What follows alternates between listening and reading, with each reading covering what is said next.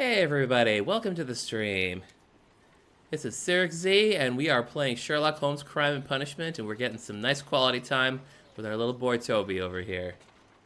Good evening, everybody. Thank you for joining. Hello, Devel. Hello, Medea. We have Doggo on stage. But we are playing Sherlock Holmes Crime and Punishment. We are in the third case right now. I would assume to be pretty late in the third case, but hey, who can say with these things, right? So, just as a recap, I actually did recap myself for this prior to the prior to the stream starting, so I do have some element of how I'm thinking this is going to go and what to deal with. So, yeah, we've got a murder at the baths, and this occurred within a locked bath space of steam room specifically. We got Alan Phillips is the guy who takes care of the baths. We got Percival Blinkhorn is the nice, good archaeologist fellow who really loves his work, really worked well with the deceased. We have Tristram Garrow, the shifty guy who seems all a fluster over this whole murder thing, and he's scared and spooked out of his life. And then we have Gregory Pitkin, who is the rich snob, so we're going to pin the crime on him no matter what. Just letting you know, that's how it's going to go down. So, one of the mysteries, of course, was the fact that the murder weapon, that curved knife, was not found at the scene. So we're going to try to find some ways to implement this curved knife and see how it was made. One way is possibly because of silver, and now we're going to try to do it with ice. So we'll use our analysis table for that to be putting that together. Yes, we're going to have it in ice at some point. So let's see here. We want to... If I wish to shape the ice knife, then I need to pour water inside the mold. Oh, I see. We just got water right over here then, do we? I'll just vaguely aim it in the proper direction. Ice, a lot of water. Salt, and then the mixing. It should be elementary. We need to reach minus 20 degrees Celsius to fully freeze the water inside the mold. Before beginning, I must remember that I have enough ice and salt for no more than 4 attempts. Oh, Christ. Okay. So I gotta... Ice, salt, and then so we gotta put ice. A block of ice. I have only to use my ice pick. Righto. Alright, I gotta do this Kenshiro style. Holmes, look. The temperature is reducing. Look at that shit.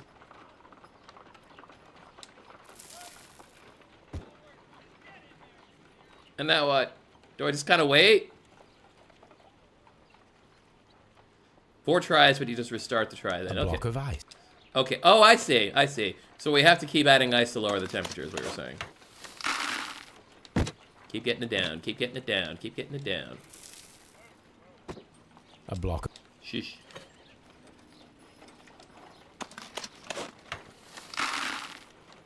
Come on. Come on. Come on. Equal measures, I'm hoping.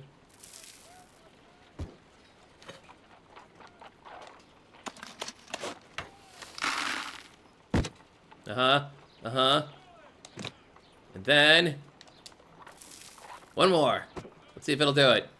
And if it doesn't do it, we'll give up. Dang it. We cannot be making it correctly. Let us try again and be precise with the timing. It might not get cold enough if you use it too early. That sounds about right. Yeah, that's what I was thinking, essentially. So, water in first. Ice then, before yada yada, and then poke. Ice. Sheesh, over here. Holmes, look. The temperature is Oh my God, you've done it again, Holmes.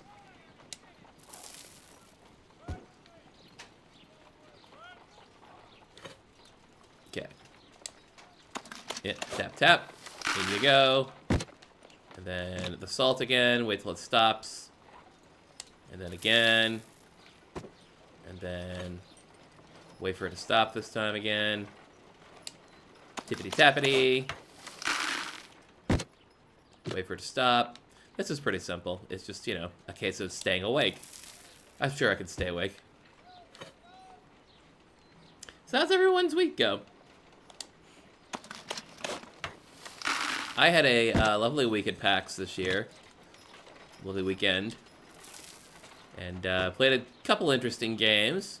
I did Excellent. get a look Now we must check to ensure that it is adequately frozen. at Elden Ring Night Rain. That was interesting to watch. I didn't get to actually handle hands-on play it. Nobody got to play it, but there was like a demonstration with like 3 people actually playing it. So that was fun to watch.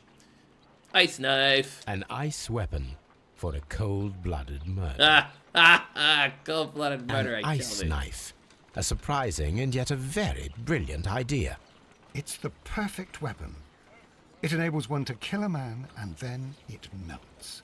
The only trace it leaves is a small puddle on the ground. Yeah, I had a fun time at PAX this year. Was a walking around with some friends, which makes it a lot nicer than just walking around by yourself. So, ice weapon, champagne, maybe. Presence of water could be done with the murder. Ice weapon, the ice knife. The murderer hid the weapon inside the ice bucket with champagne. After the attack, the knife was left to melt, so they're causing the excess of water in the blood pool. Now, I think what I'm understanding here on the left is that we basically have to peg it on somebody. So, for example, I think if I pegged it on Blinkhorn as his humiliation, then I don't know. Okay. What if everyone sucked? Huh? How about that? Oops. Interest.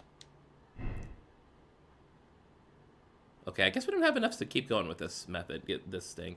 So we'll just go to the next area, which is off in, back at the, St. Albans site. Yes, carry on over here. Yeah, either I can make the note of having a silver weapon or make the note of having a ice weapon. And we don't know. We don't quite know yet. And we may not know. We may have to just be going on vibes, essentially. So we're at the archaeological site. And our thing here was that we were tracking down a location of the Mithraeum, which I believe is in the back here, because I think it was like a case of Neptune, then Bull, then Bridge, then the Mithraeum was out there.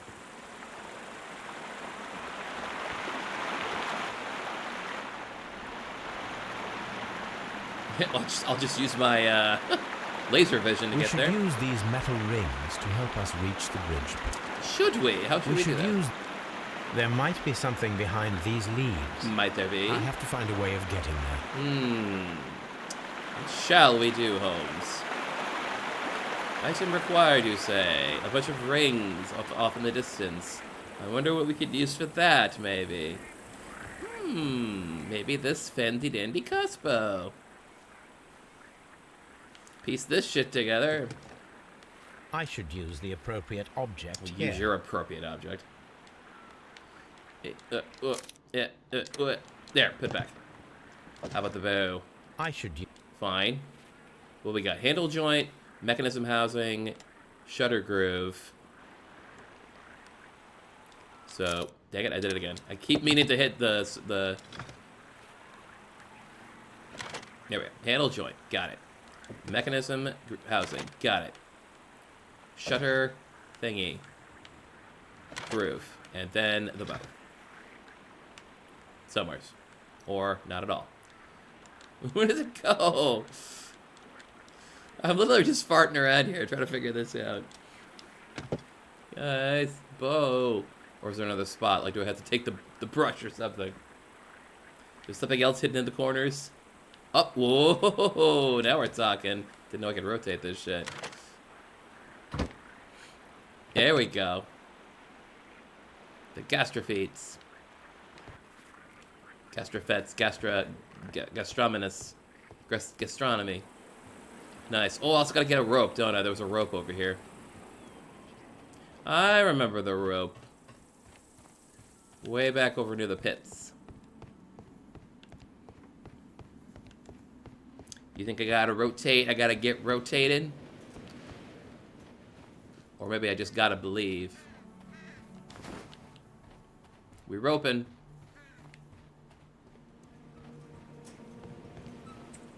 Yeah.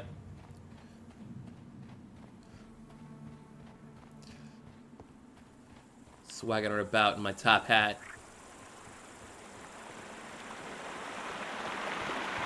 Here we go. Pachoo, pachoo. We should use the... Yes, we should. There might be... Yep. Definitely gotta do thing. Is there a button for shooting the crossbow? Button. Go here.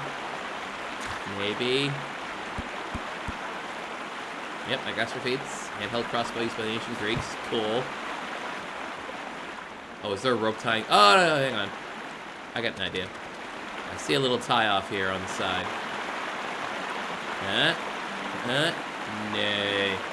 Nay.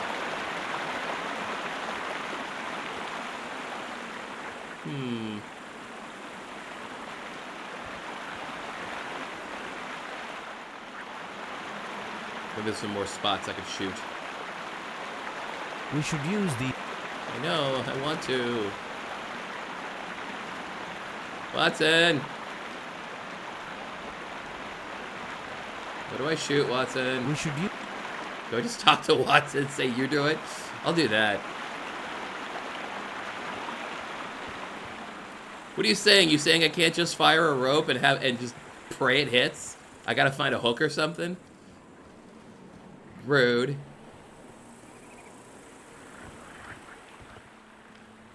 Ah, where's the hook? Wasn't in here. It could be in the other cabin. You're saying I gotta find a hook. Could run around in this 30-pound suit.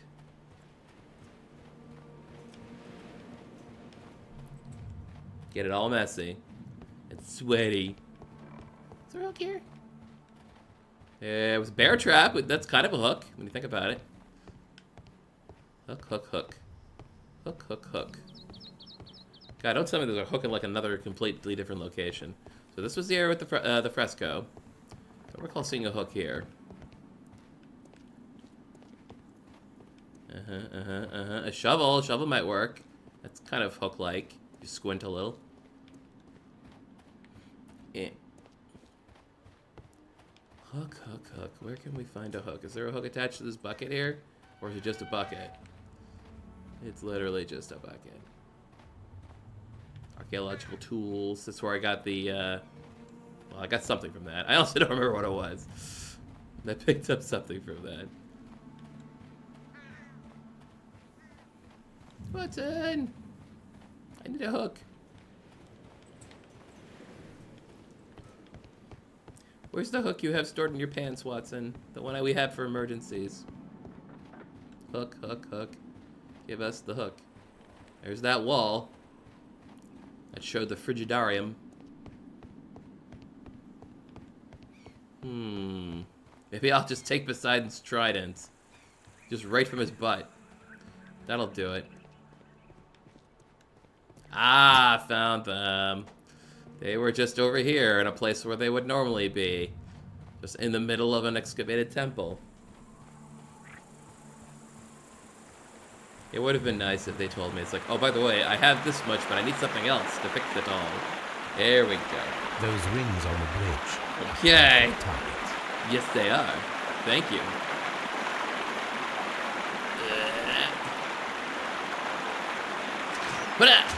This one is ready. Nice.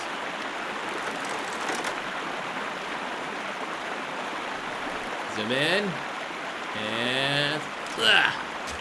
This one is cool. ready.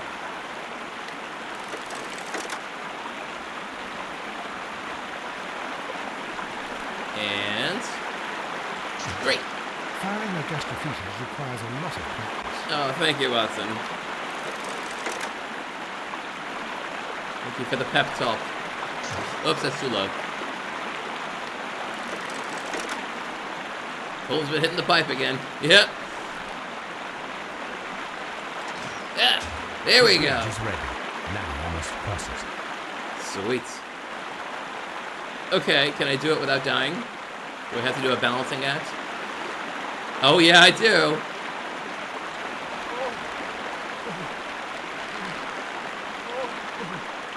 Yeah.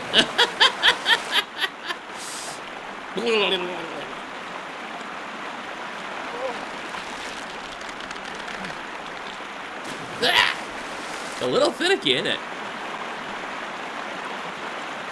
Holmes, can't you just swim the rest of the way? Come on.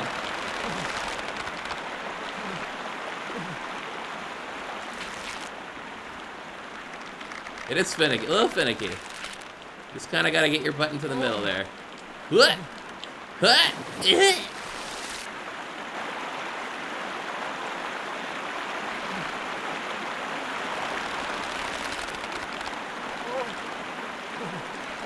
Whoops!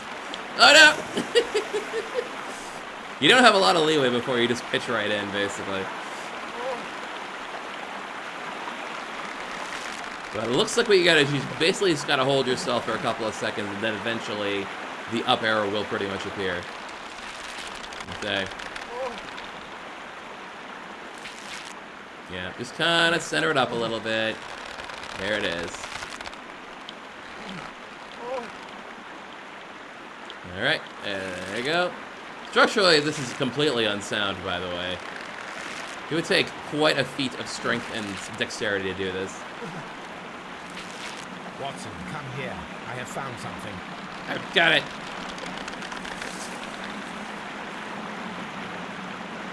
Why is Holmes moaning? Excellent question.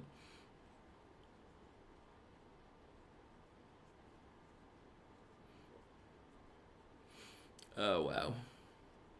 We got a clue, a new clue. Are we inside the hidden temple of Mithras, Holmes? I have no idea where we are. I am not sure. We had better be careful. Oh boy, I hope there are traps in here. Which way should we go, Holmes? Back up. I'm tired and I need a nap.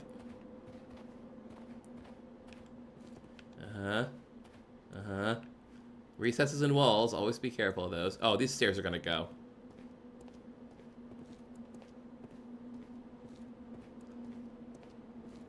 Okay, they didn't go. Oops, symbols everywhere, huh? Symbols in the ground. Always be careful with that. I saw this symbol in the tunnels underneath the Frigidarium. Did you? Which way should we go, Holmes? Whoops, that was... There ought to be some clues here. Let's take a look around. Let's just bumble about and hope we don't die. I saw... Okay, okay. Let's see a thing on the wall. Yep, stuff over here, sure. I saw this symbol in the tunnels underneath the The Frigidarium. Poka. Alright, I think... I was looking at this thing earlier. Here we are. Yeah, but that's hieroglyphs. Well, no, this'll do. This'll do nicely. So I guess if we're starting at the bottom, we want bird, cup, scepter. Is there a bird? Put a bird on it. Bird. There's no bird. Well, I'm already stumped. No, I'm kidding. Could be above. Can we tear this down? No. Intriguing, Holmes. Very intriguing. Can we start at the top and work our way to the bottom? That doesn't make much sense, but sure, why not? That'd be... Curved blade. No, I don't know what that is.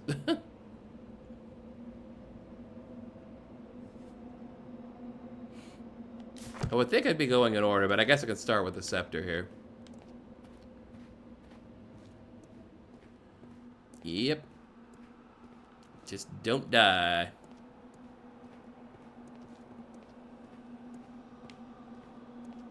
Alright, what's next over here?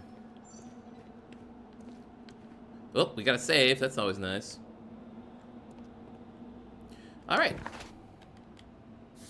I guess if we're doing next, Then it's the bridge thing there. I think. Yeah, looks like it. Let's take it. Can't do any worse than kill us.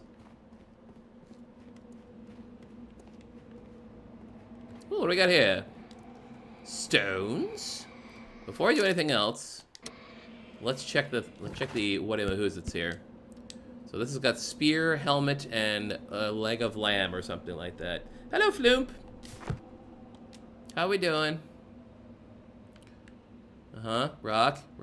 Hey, it's all the mana from Magic. Did ancient astronauts play Magic the Gathering? Skills.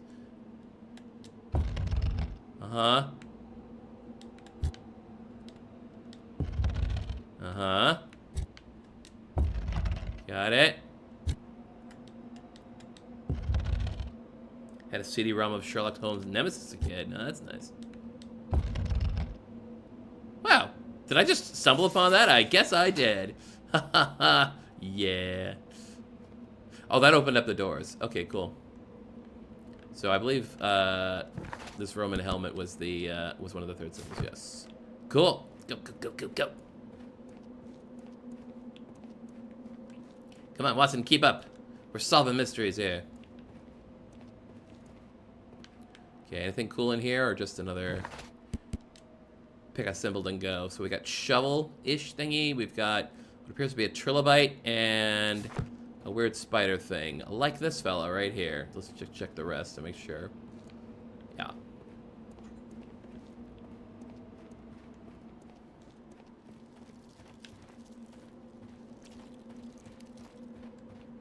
Go. Whoop, Okay, no puzzle in here. We'll just move on to the next thing.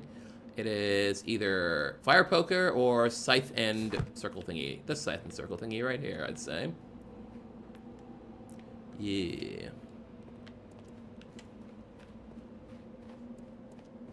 Go. And, oh. Gee, I wonder if it's that one right in front of me. But I'll check anyway.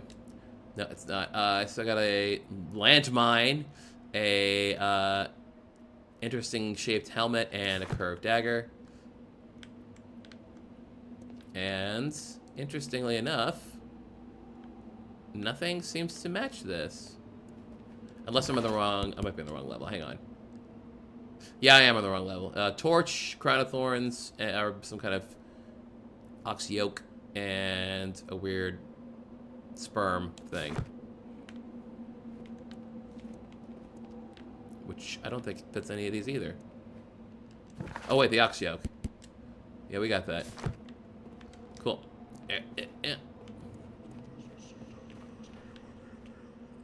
Well, now what? We got 2 ways to go here. Or do we? Or do they just loop back around? Also whispering. Oh, they just loop back around. Okay. Okay. And... Yep, this helmet. This is the way in. That looks important. What's over here? Just out of curiosity. Oh, nothing. It's blocked. Cool. Button, move.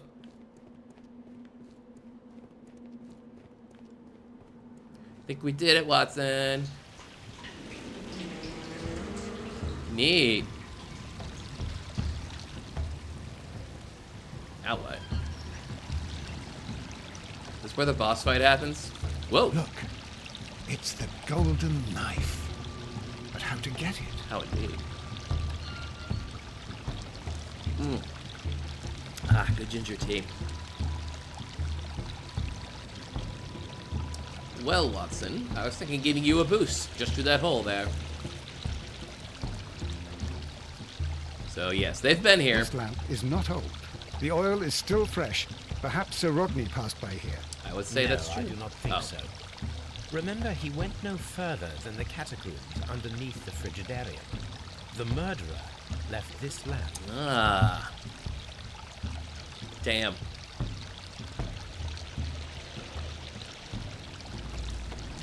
Okay, now head to the back area here. Let's see. weird valve handle over there. Oh, I can't see through that. Ah, here we go. Let's see what turning this does. Just start spinning shit and see what happens. Cool. Watson, I need your help. Oh boy, I get to take control of Watson. The Watson button.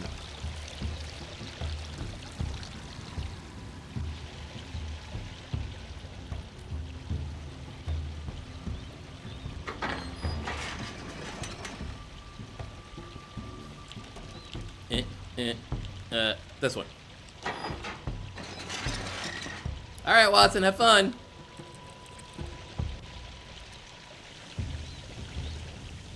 Oh, hey, interesting. There's like 3 of them here.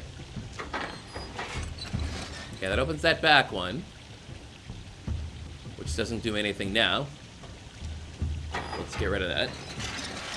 How about this one here, then? Trial and error. Which one? Oh, that just lets Watson back out. Who wants to do that? Not me. Actually, I could let him back out. Let's just check to see what the last one does. Yeah, if I let Watson back out, then he can go to that back room. But that lets Watson forward.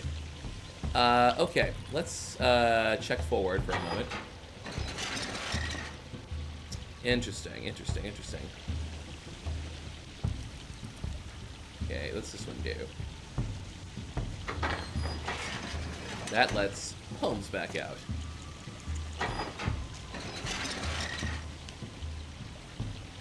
This one opens the front door to the mid-ram.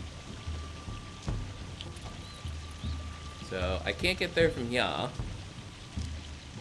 But I'll bet if I go to the back, I'll be able to find something. So here's what we're going to do. We're going to hold this one open here. So no, Watson's going to go back up. That's what we're going to do. Did I want that? No, I didn't want that. I'm sorry. I didn't want to let Holmes back out because there's no point. He can't get through the thing. So we're going to go back. Hello, me, Christine. Thanks for joining. We're Holmes and Watson, and we're doing mysteries in ancient catacombs. Because they were all a bunch of jerks who hid everything behind puzzles, like a bunch of jerks. So now I'm going to release this. I'm going to do this one.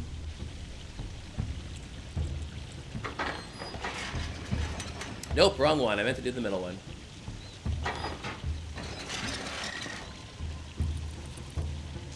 Okay. Middle one. Because that lets Watson out.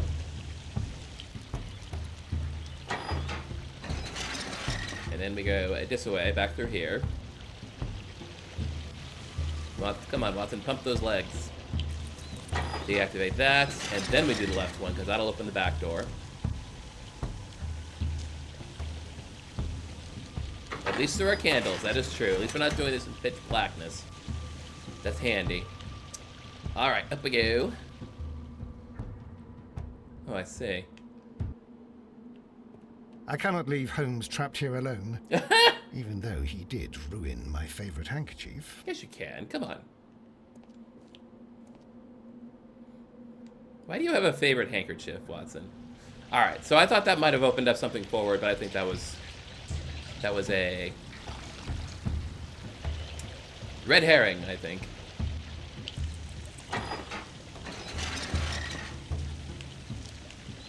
Okay.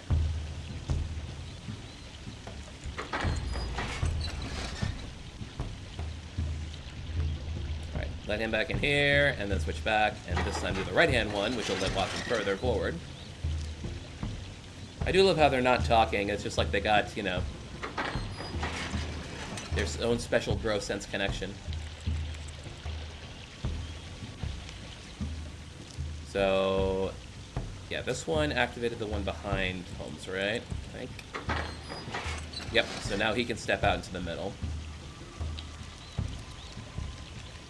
I keep pushing circle, which keeps putting me into first person view. Which is cinematic, but oh well. Yeah, now I gotta go get the knife. I can do that. That's easy enough. So now, Watson does this.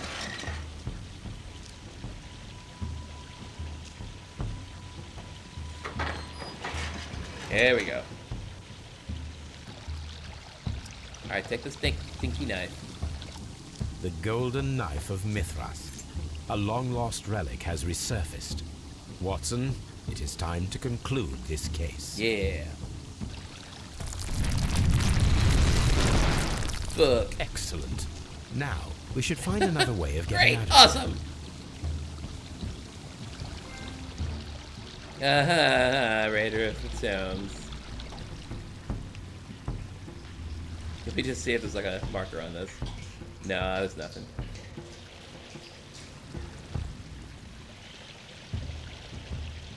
Watson.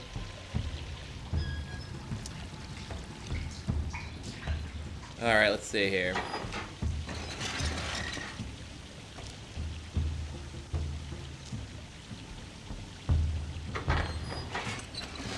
Okay, there's that.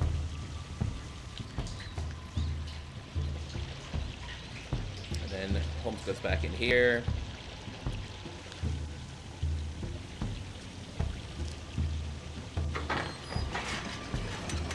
Oops, I think that's the wrong one. I wanted the right-hand one.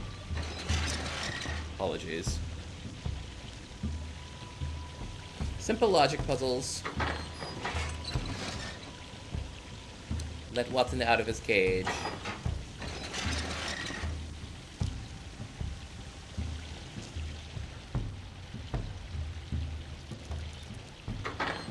Okay, so since that opens that one, so I'll let that one go for a moment. And then I have to definitely... Not the middle one, I'm sorry, it was the left one, wasn't it?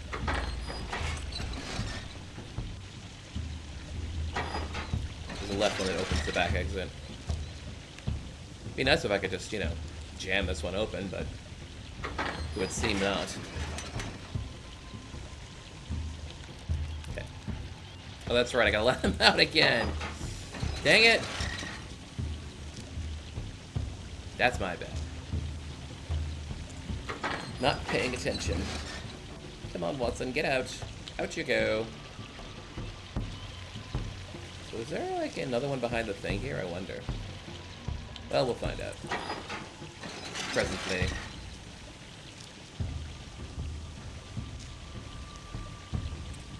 Must free Watson.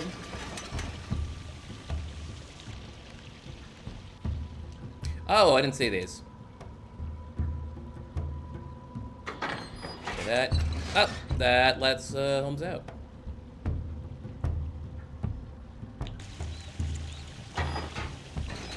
Closes that door, but at least he can walk over here, and I'll bet you money that that last handle will open this particular door right here. Call me a gambling man if you will, but I bet this handle opens this door. Boy, I'm glad I didn't figure out those two handles were there, or else I would have tried to get both of those guys out here prior to that. That would have been embarrassing. Let's go!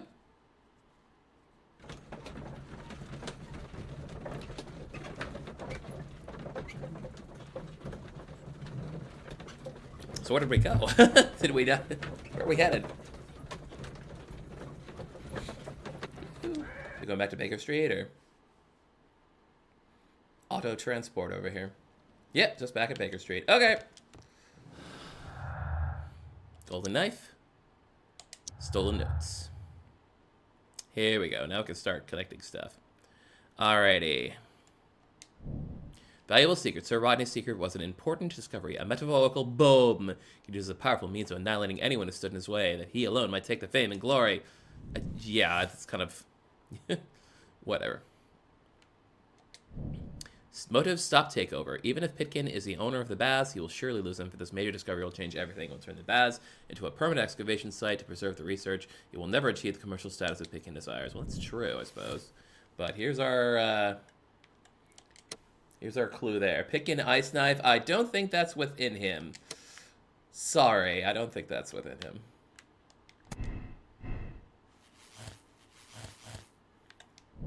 Silver knife. The murderer hid the weapon in the clouded steam room. He then placed the knife in the brazier to destroy it, resulting in the melted silver that we found. He killed Sir Rodney to conceal their discovery. The only way to save the Rome Baths from its upcoming excavation. He intended to start his own business. He used a silver reproduction of the golden knife of Mithras. Like, how would he even know that?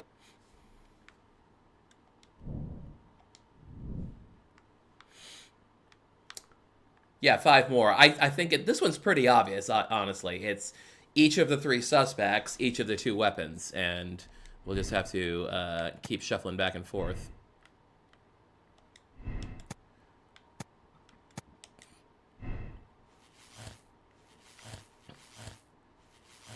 So instead of Pickens' worries, we'll do Pickens' hopes.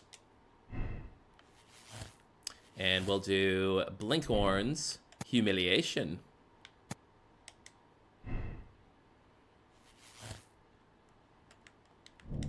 Blinkhorn is, whoops, I didn't see that. Vengeance. Blinkhorn is a deserving specialist who is aware that he's about to be cast aside over a major discovery. He will lose his chance of a lifetime. He kills Sir Rodney to avenge an abuse of power. The death would be his final benefit and would allow him to emerge as a luminary in his field. He used an ice-made reproduction of the golden knife of Mithras. Kind of boring conclusion-wise? Yeah, a little. Just a little.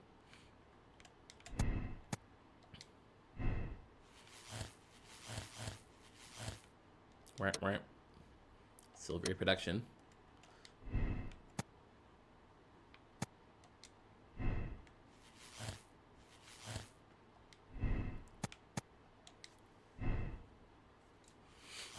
Yep. Motive, paranoia. Garrow's suffering was too great. After Sir Rodney's grand discovery, Garrow lived in fear of the Mithras curse until it developed heightened feelings of paranoia. Garrow's silver knife. Killed Sir Rodney in a fit of obsession due to his intense nervous state. The only way to ease his suffering was to perform a ritual killing. He used a silvery production of the golden knife of Mithras.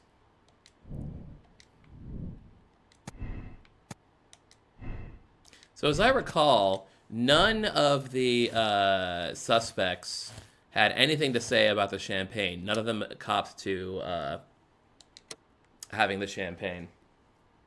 So,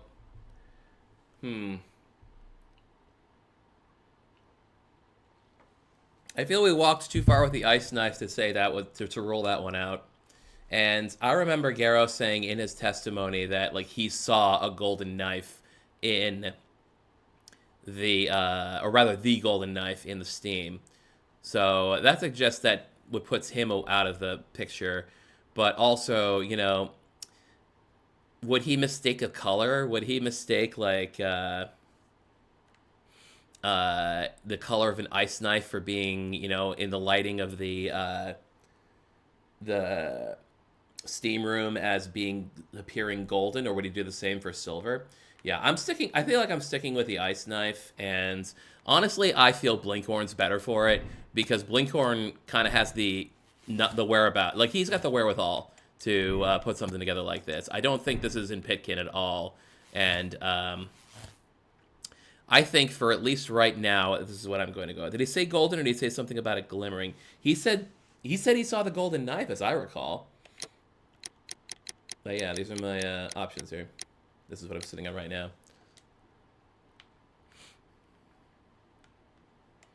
Yep. Are we allowed to review the interviews, or is that gone to us right now? Or is there like a dialogue thing we can look at? I don't know. The silver one. Yep, St. John's Wort. I did look over all these prior to this.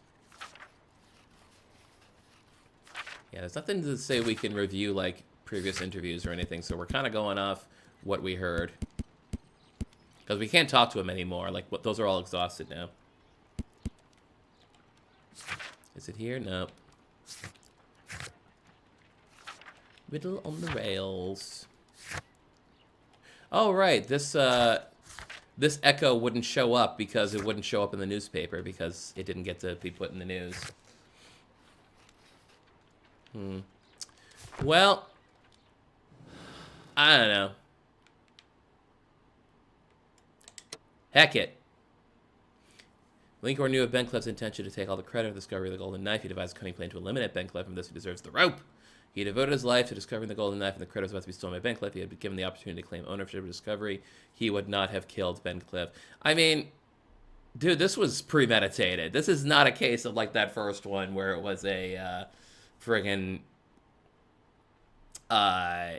spur of the moment defense thing that we later learned. So I'm sorry, Blinkhorn, but you do not get to skate on this.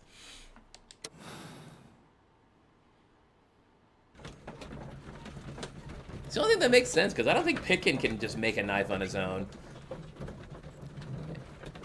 And the other guy just seems too shaky about it.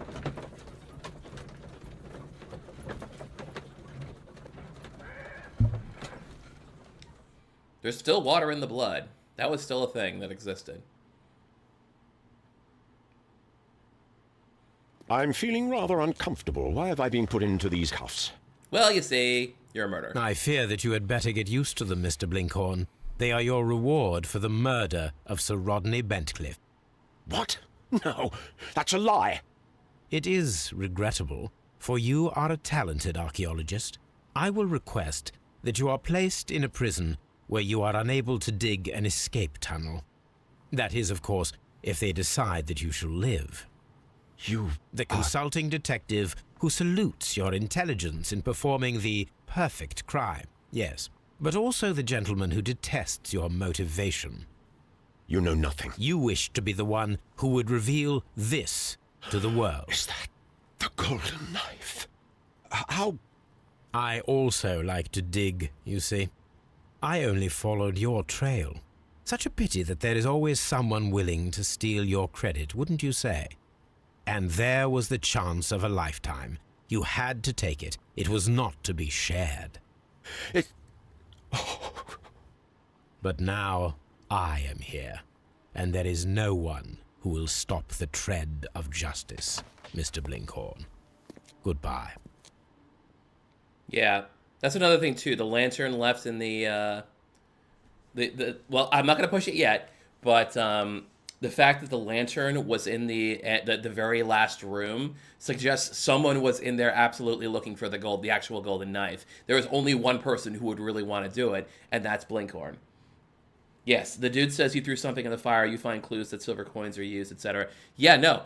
He said he threw a silver thing in the fire, and if I say Barrow didn't do it, then Barrow throwing this thing in the silver makes no sense. There's no point for the silver in it. But you do have a point, too. It's like, I understand people get locked up on the idea that would an ice knife survive in a steam room? And I guess the answer is that it survived long enough, and guess what, folks? I got it. I got this one on lock, baby. Yeah, yeah, yeah. Get the rope. Get the rope. String them up. No, I'm kidding. All right, case 3 done. I'm a justice seeker.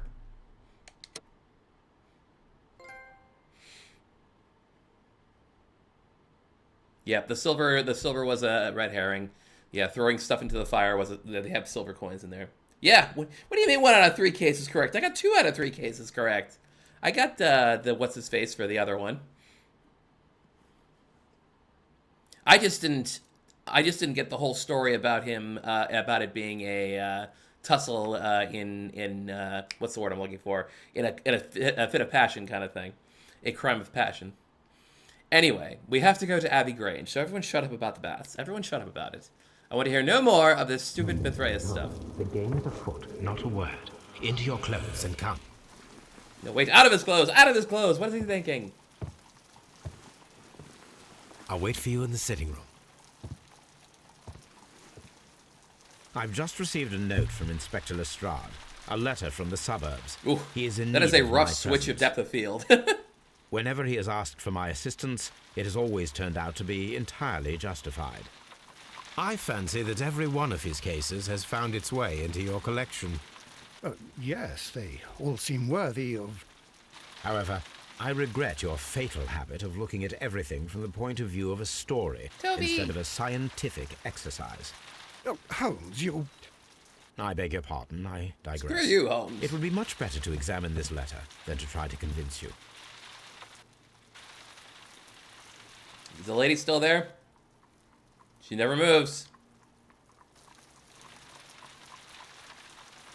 Hey, maybe she's a So the Merry Men keep The coming letter up, is so on I've the got a table. weird You feeling that should that's going to take a come up look. as part of the sixth case, seeing as how it's constantly being mentioned.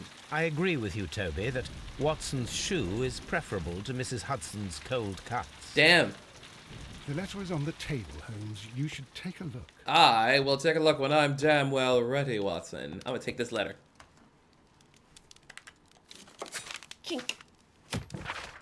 A colossal scandal in high society. The well-known and remarkable archaeologist, the pride of our nation, Sir Rodman Pencliffe, has been found murdered. The crime took place at the Roman Baths in Strand Lane, the location of the archaeologist's most recent research. But what is most truly shocking is that the murder of Sir Rodney was at the hands of his former friend and partner, Percival Blinkhorn. The death sentence is the only possible punishment for this breed of villain. Arr. And what do I get? I get to keep the silver cast. Nice. I don't get to keep the real gold one, but I get to keep the silver one. Yep. Blinkhorn knew of Ben Cripple's intention to take all the credit, devise a cunning plan, and all that stuff. The rope. The letter is on the table, Holmes. You should take a look. Which table? We've got like 9. That letter. I got it. I got it. I got it. I got it. Hang on. Nope, that's a book. There's a couch.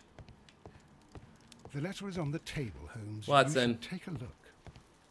I found it. You're good. 2221B Baker Street.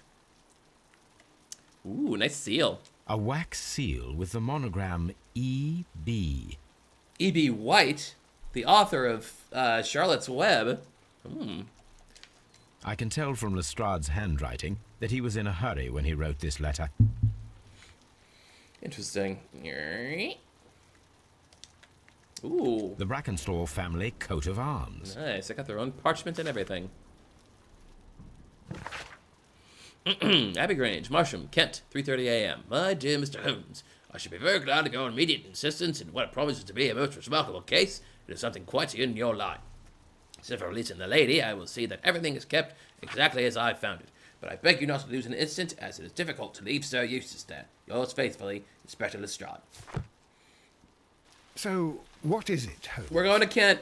Promising, as always. It appears to be a case of murder. So you believe that Sir Eustace is dead? I should say so. Lestrade wouldn't have sent for me for less. His writing shows considerable agitation, and he is not an emotional man. These people belong to high society. The quality of the writing paper, the E.B. monogram, Eva their coat of Braun. arms. The crime was committed before midnight. Holmes, how can you possibly tell? Well, it is all thanks to Lestrade. He wrote his letter at 3:30 in the morning. Imagine the chain of events before that. The local police had to be called in. Scotland Yard was notified. Lestrade himself had to make haste there, and finally compose the letter he sent to me. All of that makes for a fair night's work. It makes sense. Lestrade also speaks of the woman he released. Indeed. That seems to indicate that she had been held somewhere during the crime. Much time has been wasted. Let us find a cab and go to Abbey Grange immediately. I live in hope of an interesting morning. Catch a nap in the cab. All right, Abbey Grange, off we go.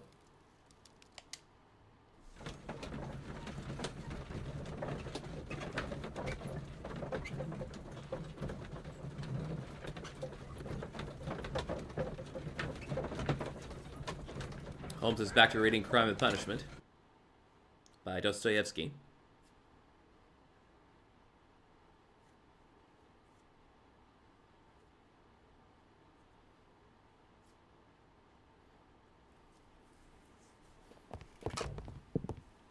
Ah, Mr. Holmes and Dr. Watson, here you are.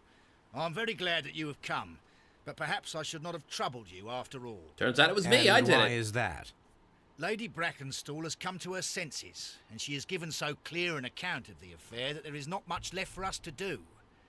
You remember that Lewisham gang of burglars? What, the three Randalls? Exactly. Randall, The Randall, father and Randall. 2 sons. It's their work. It's my They stole father the Randall, silver my brother circus, Randall, my which is other of brother great Randall. value. Sir Eustace Brackenstall is dead, then? Yes. His head was knocked in with his own poker. A violent act of aggression. As soon as he made a metal poor poker. lady. She has had a most dreadful experience. She was assaulted and tied to a chair. But I think that you would best see her and hear her account of the facts. She is in the morning room with her maid, Teresa Wright. Where is the body of the deceased? In the dining room. We haven't touched anything. All right, I'm going to examine it. Very good, Watson. I'll kick about and smoke.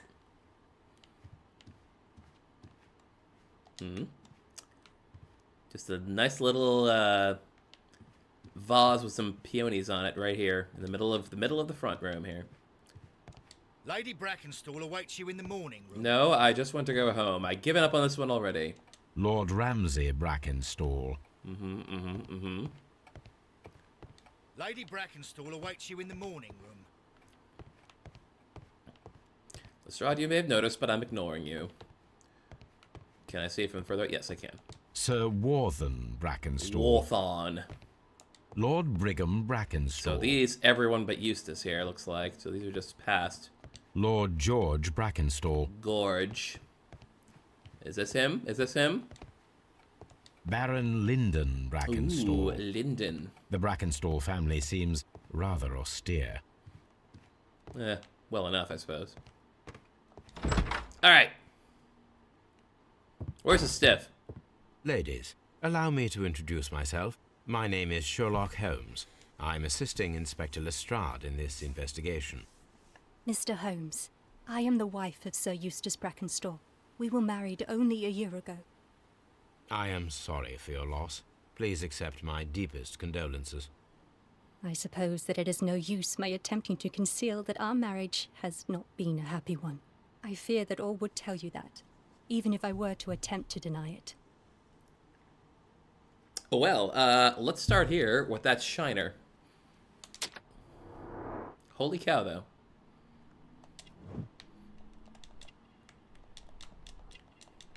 Yeah. Pale cheeks. Fresh bruises. Gold brooch. Kangaroo and emu. She's an Aussie! Yep, her clothes are in good shape, by and large. She's got the ring on her finger, and old bruises. She's a boxer. So, Can you describe to me the events of yesterday evening? Is it really necessary? I have already told Inspector Lestrade all that happened. Yes, madam, it is. I will tell you then. Sir Eustace retired about 10:30. I sat in this room until after 11, absorbed in a book. Before I went upstairs, I entered the dining room to fetch a candle and... oh God. Please, go on. As I approached the French window, I found myself face to face with an elderly, broad-shouldered man who had just stepped into the room. Close behind the first man, I saw two others. One of them struck me a savage blow with his fist and felled me unconscious to the ground. And then? When I came to myself, I found that they had secured me tightly to a dining room chair. It was at that instant my unfortunate husband entered the room. He fought with the intruders? Yes, I think he had heard them, for he was holding his stick. But they were Ew. 3, and he eventually succumbed. One of them, the elder one, struck him a terrible blow with the poker. I fainted once more. When I opened my eyes, they had withdrawn. Then my brave Teresa came to my assistance. So, is anything missing? Did these 3 villains steal anything? Yes, I found that they had taken the silver from the sideboard. But you can see for yourself in the dining room. I mean, already I got a problem with this, because clearly they didn't take any of the gems she was wearing herself, which would be very obvious things to pilfer, but I'm sure that'll come up. You mentioned that your marriage was not a happy one. Was there anything specific that was troubling you? He was not a nice man when he was drunk. And he suffered from dark moods, but nothing else. Old bruises. The bruises on your hands are at least 1 week old. Your husband caused those bruises? Oh, do you?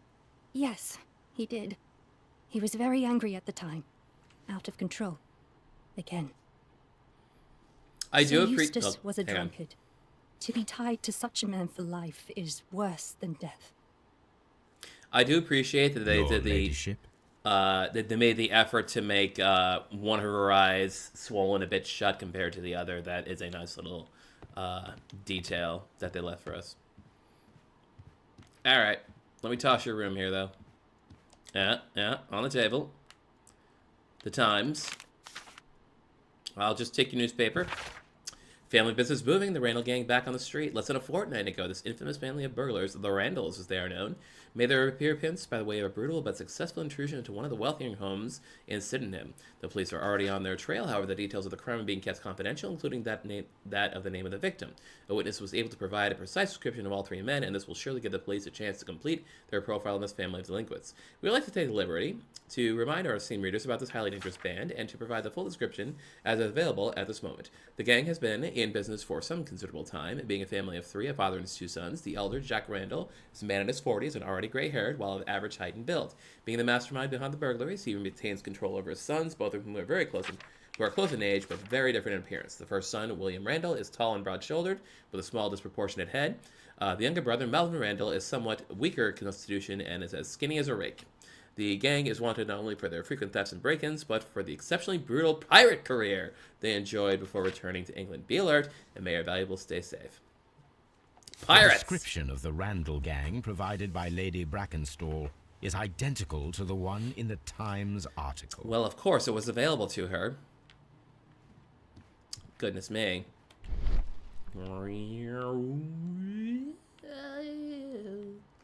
Picture. It's scratches. These scratches are most definitely made by the picture frame. Oh boy. Well, before I do that, let's talk to Teresa. Ooh, what's here? Look at this photograph. This photograph of Lady Brackenstall and her maid Teresa was taken at a port. But which one? Number 24. That one, right there. Right. Oh god, we gotta do all four of these. Thump. The Rock of Gibraltar in Adelaide in 1893. So the lady and her maid came from Australia a year and a half ago on this ship. I'll just seal this.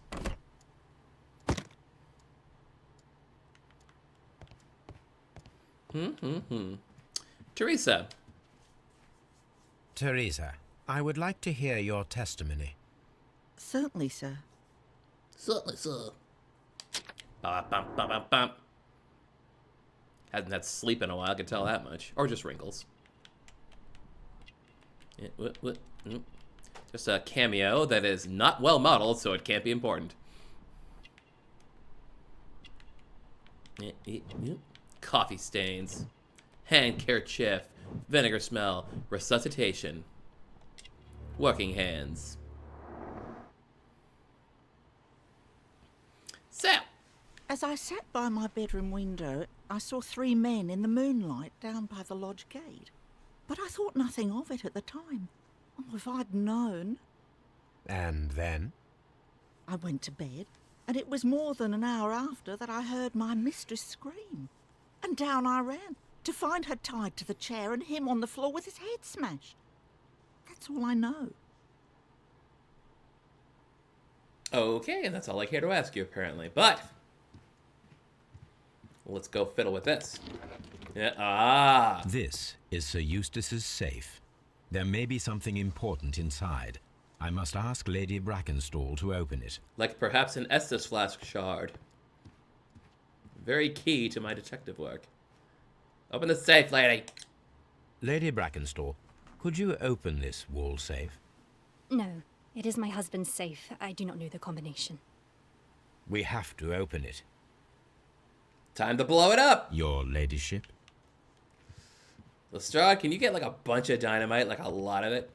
Let us try to open this safe. Ooh, is this a proper This minigame? safe can be cracked.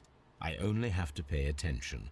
The dial will vibrate when it is set to the correct number. Okay, sounds good.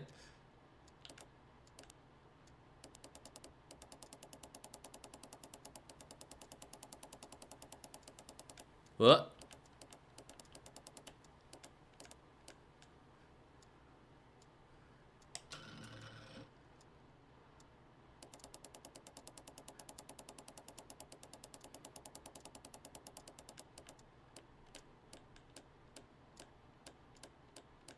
Uh-huh.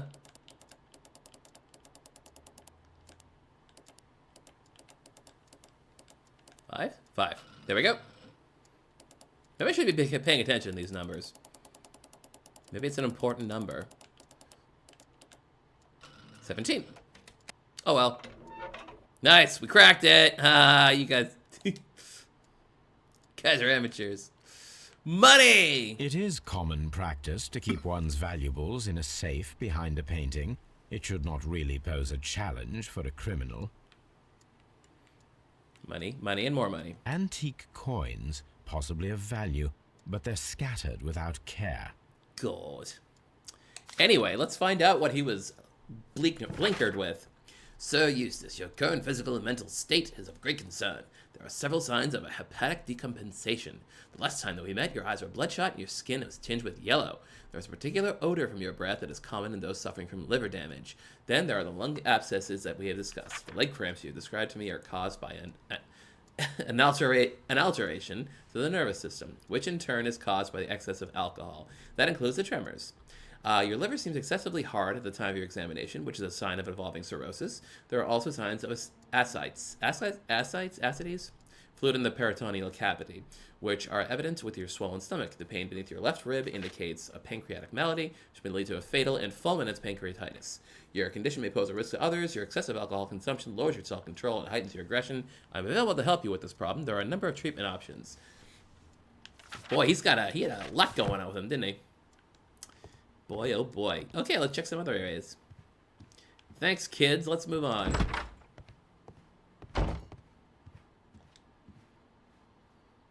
All right, Greg. What do you know about Sir I could have Eustace, talked to him Inspector? first. What was Oh, well. his reputation? A charming man when sober, but an absolute demon when he was drunk. In such moments, he was apparently capable of anything. Why, once he splashed fuel on Lady Brackenstall's dog and set it alight. Is he Dio Another day, he Brando? What threw the a hell? decanter of wine at Miss Wright's head. The alcohol seemed to madden him. To the point that we were forced to intervene several times to avoid a scandal. My goodness. The body is...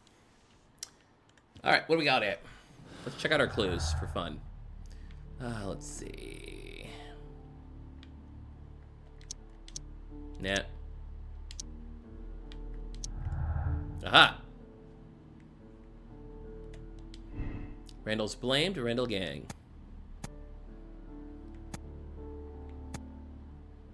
I want to start with that. That seems a pretty easy, easy tick off the mark, but we'll keep going. There's probably more to this place to see. Nice. You should examine the body of Sir Eustace Brackenstall. Then I shall do this, Watson. Later. Cool, we can go outside. All right, later.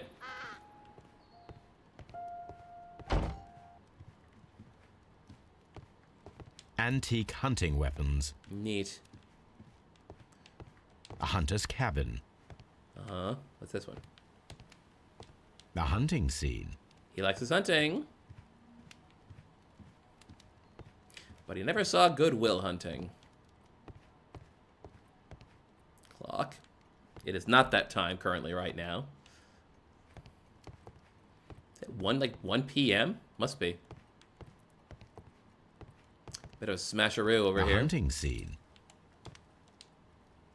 Yep, here's the silver. These wine bottles are expensive and mostly from France. This candlestick is valuable. It is interesting that it was not also stolen. As if they needed another bit of evidence to suggest that the whole robbery thing was a fabrication. An empty silverware box.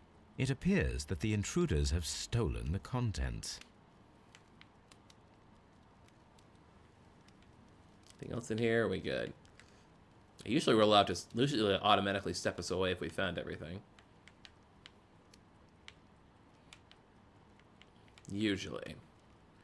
A bottle of wine is Ah. missing here. The criminals did not thoroughly ransack the house. They only took a little silverware. I noticed.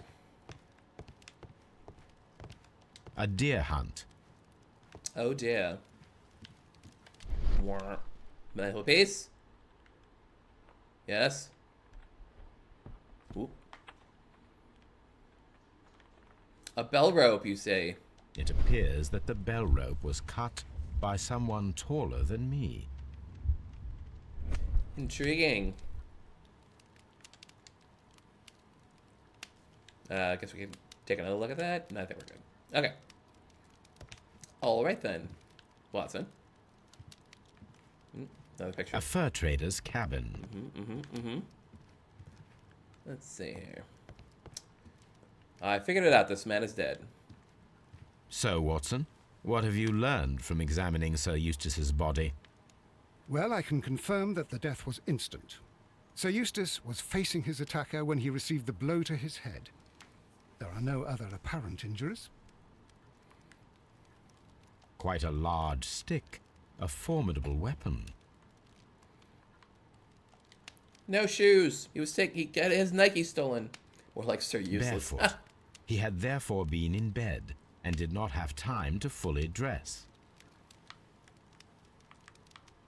Burglar's made off with his kicks. That must be the murder weapon. Damn. The head was cracked with the force of the blow. Heavy stuff. Anything else hanging out here? Fireplace? Mm-hmm. It is covered in blood. Sir Eustace might have struck his head upon it while falling from the blow. That is one possible explanation. Or someone ripped out the entire grate and beamed him with it. Probably not, though.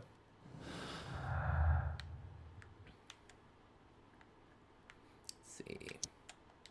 There we go. It's another good one. Domestic violence. Sir Eustace was violent towards his wife. No question there. That one's on the nose. What else we got?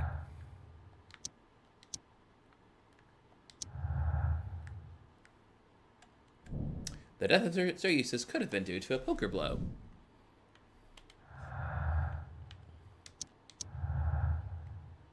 Or, the death of Sir Eustace could have been due to his accidentally striking his head on a fireplace grate. Sherlock is starting to sound like Ben Starr to you. I saw Ben Starr this weekend. Oh, when I was at PAX, I went to the Final Fantasy / Magic the Gathering panel, and they were introducing, of course, a whole bunch of new Final Fantasy Magic cards that were part of the crossover. And Ben Starr was basically the MC for the whole thing. So yeah, I got to be closer to Ben Starr than I've ever had in my life, and that was cute. He's adorable. What do we got here? Ooh. Somebody been drinking 3 glasses, you say? Chateau Calon Ségur, French wine, Grand Cru. Grand Cru. I have not yet got to the part of Expedition 33 where I get to get a lot of conversation with the Ben Starr character. An inseparable pair indeed. This glass has some wine traces, but no visible beeswing. You're a beeswing. There is beeswing at the bottom, You're as a if beeswing. the wine had not been decanted before being poured. Oh. This glass has some wine traces, but no visible beeswing. Oh, Christine, you're at PAX too? That's awesome. It is rather strange that only one of these glasses has dregs of beeswing inside it, while the other 2 are clear. Quite strange indeed. Yeah, I did have a lot of fun. I got to play a few indie games. I got to go to the Elden Ring Night Rain demo. Even though I wasn't able to play, I was at least able to watch some guys play well, which was cool. Yeah, hung out with friends, had a lot of cool food. This door leads to the upstairs bedrooms. Apparently the criminals did not venture there. But I will. No, I won't.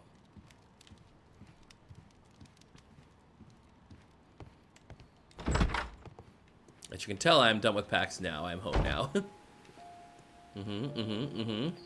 Let's go outside. Let's run. Run in the yard. The well. The local fountain.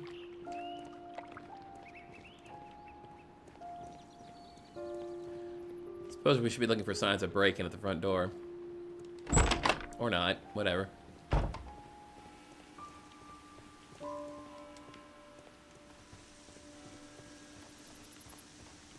Other cool stuff I got here. Ooh. Another copy of the Times, which apparently Holmes is not interested in. Ooh, we have a little side shed here going on, which I cannot go in. Not allowed.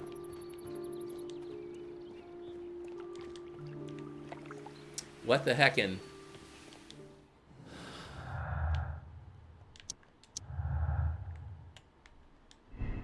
There are 3 people drinking wine out of these glasses. One of the 3 probably prefers wine with beeswing. There are 2 people drinking wine out of these glasses. The remaining glass of the beeswing consists solely of dregs from the other 2 glasses. Why not? For now.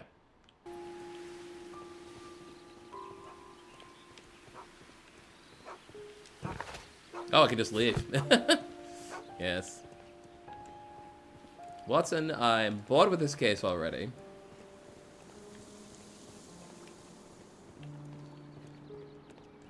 What else we got around here? Any signs of...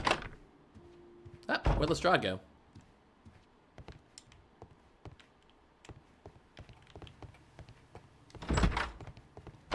The death was instant.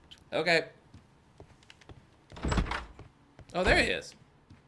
Have you found any interesting clues yet, Mr. Holmes? Not a thing. Back to the interview, I guess. There are 3 glasses on the dining room table. I was wondering if... Oh, I forgot. When I came to myself the first time, each of them had a glass in his hand. They might have been a father and his 2 sons. They talked together in whispers, and then they left. Your ladyship? I see. What would you know about wine, lady? Sir Eustace's doctor speaks of his violent behavior. Yes, Sir Eustace was an extremely violent man.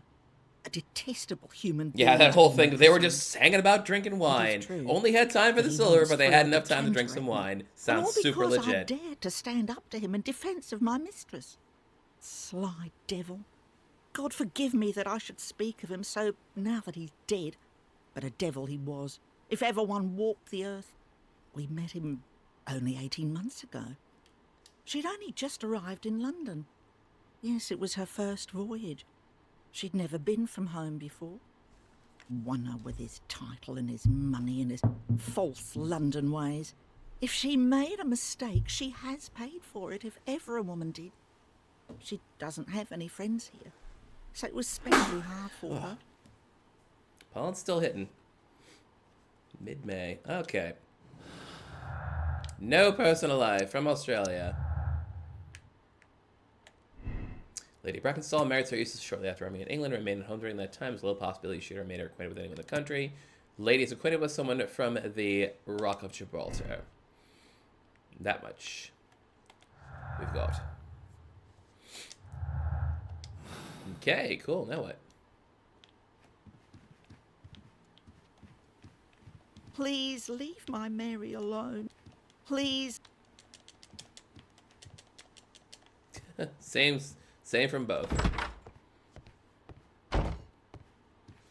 What's in? Whoops. Didn't mean to go back here. Alright, let's check the old objectives. See what I'm missing here. Inspect the crimson in the dining room. Apparently I haven't done that completely. Okay, fine. Okay, fine. I'll do it.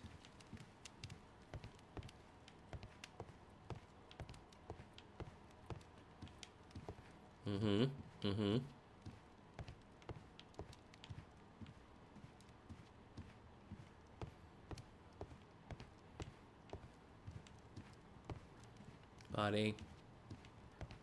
Pick it. Ooh. A fur trader's cabin.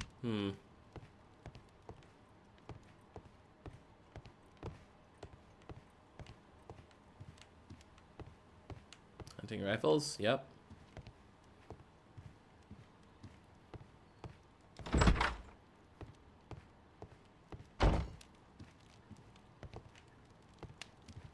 Is there a secret passage behind the fireplace?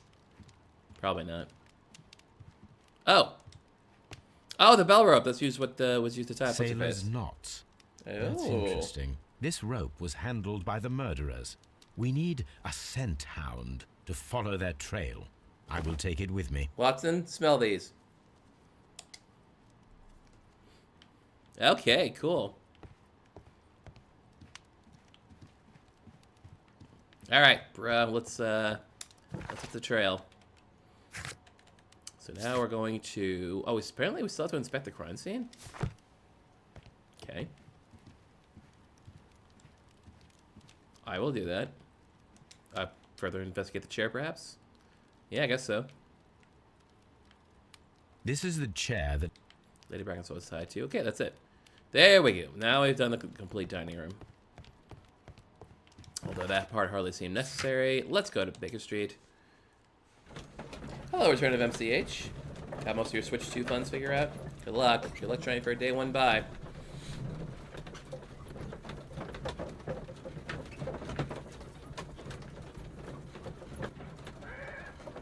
This is a Chad. This is a Chad that lady was tied to. All right. Baker Street. Toby. Here he is. Just take Toby and put it in your pocket. Come on, Toby. We need the best nose in the British Empire on this case. Mm-hmm. I agree with you, Toby.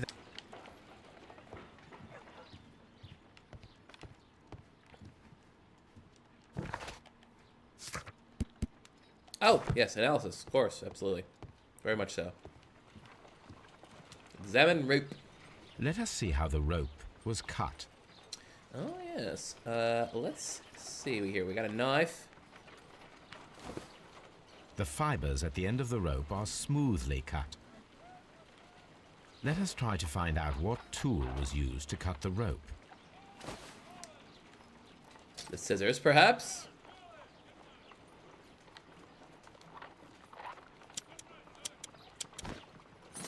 Be a little frayed. The fibers from this cut appear Yeah. to be different. We can try the knife. Shoink. If I cut the rope with a knife, Ah, it matches the there's a quick original. knife cut. And a tall fellow indeed did that.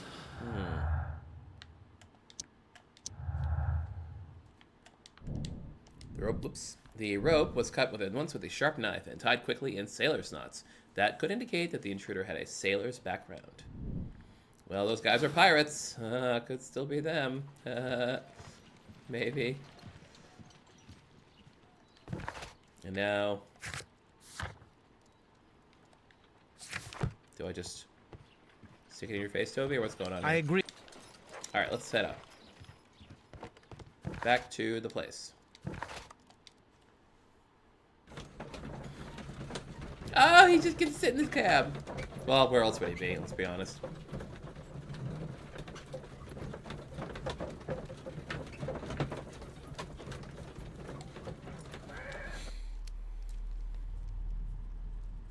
Ba-ba-ba-boom.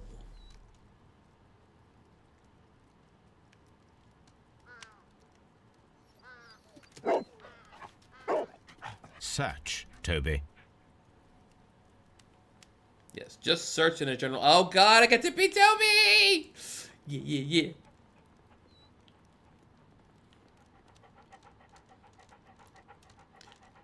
What's that? What's that music in Final Fantasy VII Rebirth when you're chasing around the dog? Bow, wow, wow, wow, wow. I can't remember it. Off the top of my head.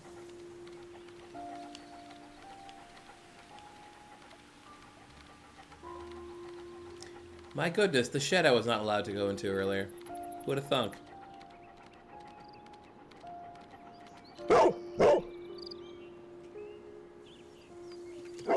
The intruders entered the shed for some reason when they were making off with the silverware.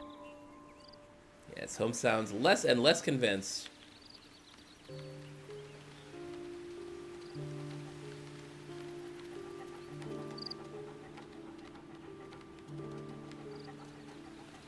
Anything else, Toby?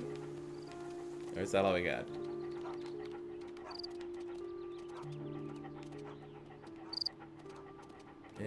What? Oh, it continues this way.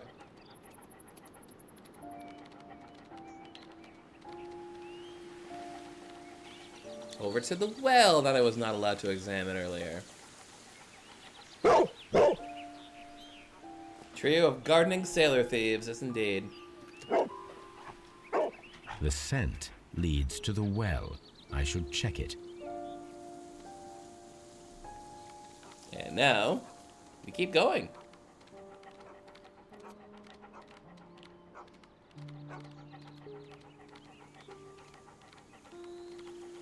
Oh. Otherwise, they hop the wall. The intruder's trail is lost behind this wall.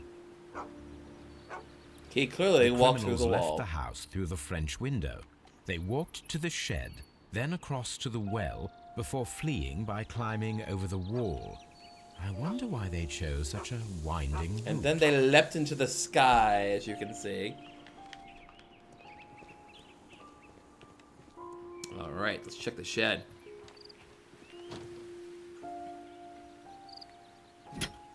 This I'll just steal hook this. might be useful. Bags of seed. Some empty bags were recently moved. Small gardening tools. Nothing of great interest. Ooh, a suitcase. This old suitcase sounds Oh. hollow. It must be empty. Well, that's all we got then. I stole a hook. I take one thing from everything place I break into. That seems fair. What's going on in the well? Huh? Glitter There's object. something glittering at the bottom Oh there. dear. But how can I reach it? Guys, always make sure you take the loot away from you rather than leaving it at the scene of the crime.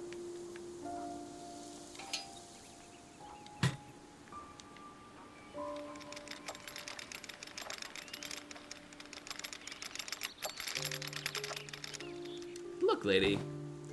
Brackwell, you're silver. It's all right here. Every last bit. Silverware. This is hardly a coincidence.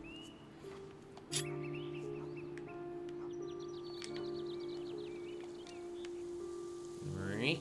Oh, look at The that. Brackenstall Coat of arms coat on of and everything. arms. It appears that we have found the stolen silverware. Look at that. How very odd.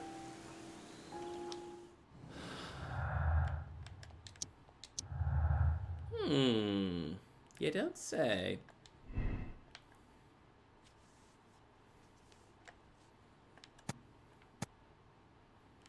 Robbery could have been imitated to explain Cyricz's death. The silverware is not supposed to be found.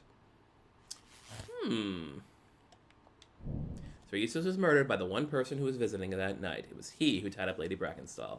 He is tall and strong and probably dashing. Look for sale. That person who was visiting that night was probably a sailor. Gotta find a sailor. Are we gonna send the boys out again, the regulars?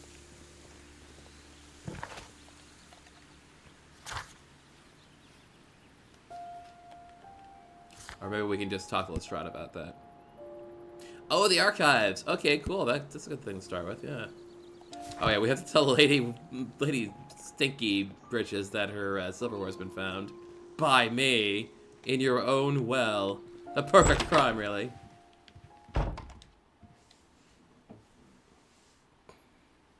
I have it. Why can't I examine Lestrade? I can just examine how dumpy he is. Inspector, I have recovered the stolen silverware. You are a wizard, Mr. Holmes. And where is it? In the garden well. Excuse me? Unique, isn't it? Rather absurd. What is the point of stealing silverware and then throwing it down into a well? Perhaps it was used as a temporary hiding place, or simply the thieves wanted to get rid of it. It is up to us to solve this mystery. Look directly at the camera as you say that. Holmes, don't look at me like that. I don't know what to think about all this. I'm very dumb, Holmes. I'm very dumb. All right, you. We found your silverware, Lady Brackenstall. It had not been taken very far. Lady Breckenridge. Is that true? I am very thankful to you, Mr. Holmes. And Your ladyship? that's all we got to say about that. Teresa, what do you know about stolen silverware? We found your mistress's silverware. Oh, that's good news. You really are as clever as they say. Indeed. Yes, quite so. All right. Shall we talk to Watson? Watson disappeared. John, where you at? Watson, come here! I need you!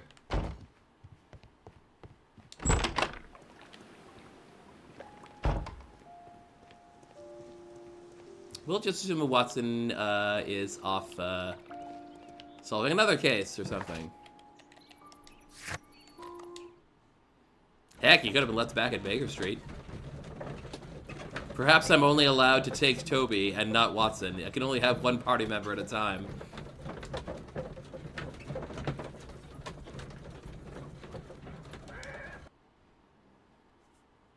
Watson's like, scratching on the window.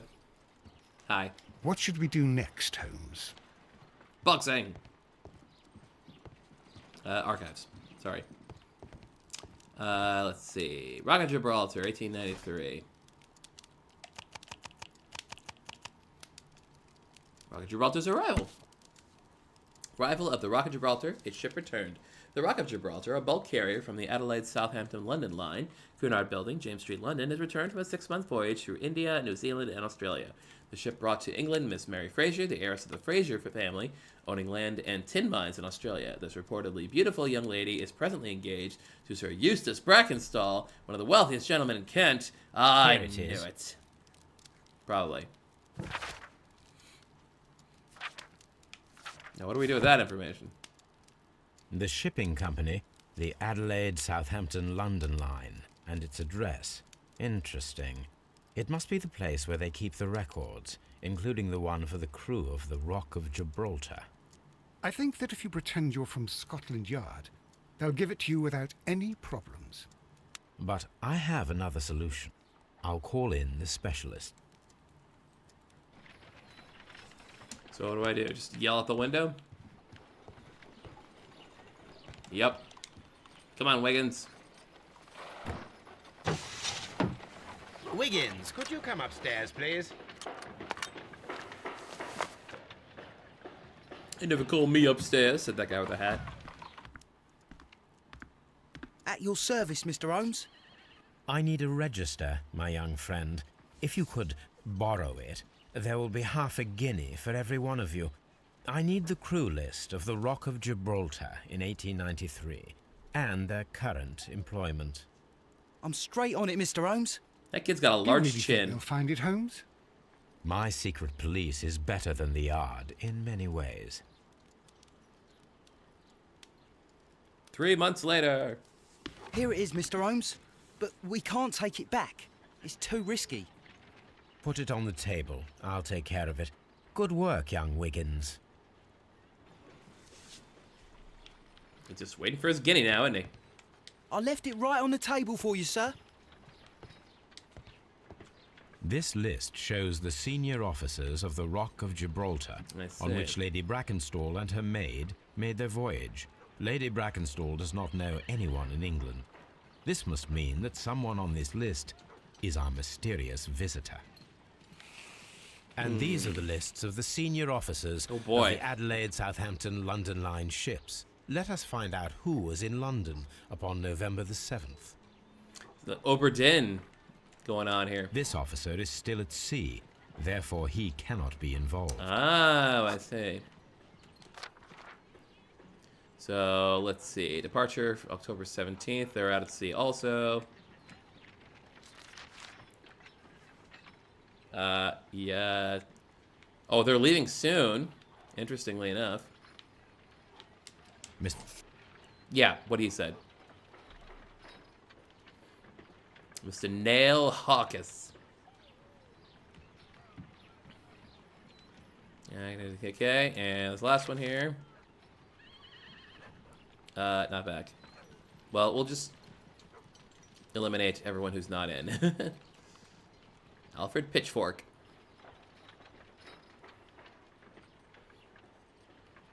John Foxall. Yeah, Dunford.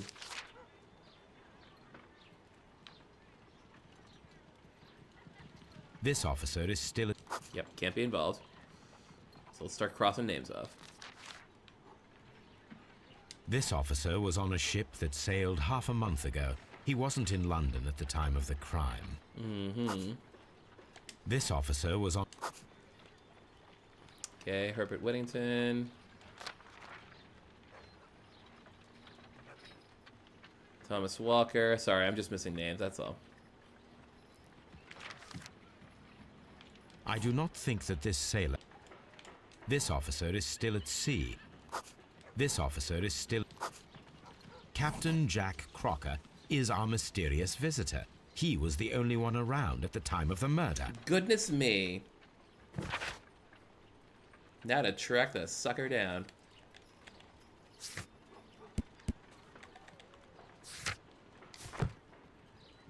This Crocker, do you think... I do. It would be interesting to meet him. Our young friend should be able to find him. So that's why Wiggins was just hanging around.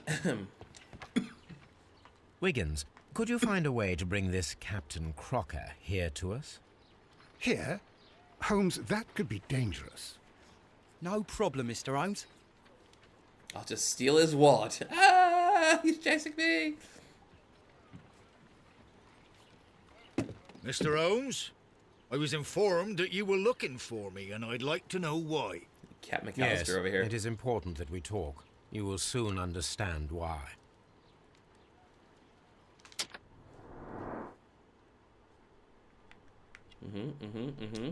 Clear look. Honest. Honest as hell.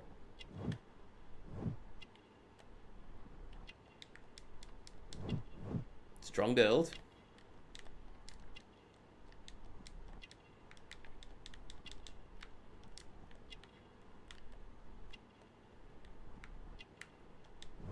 Ooh, newspaper ink. He's been reading the papes. The newspapers.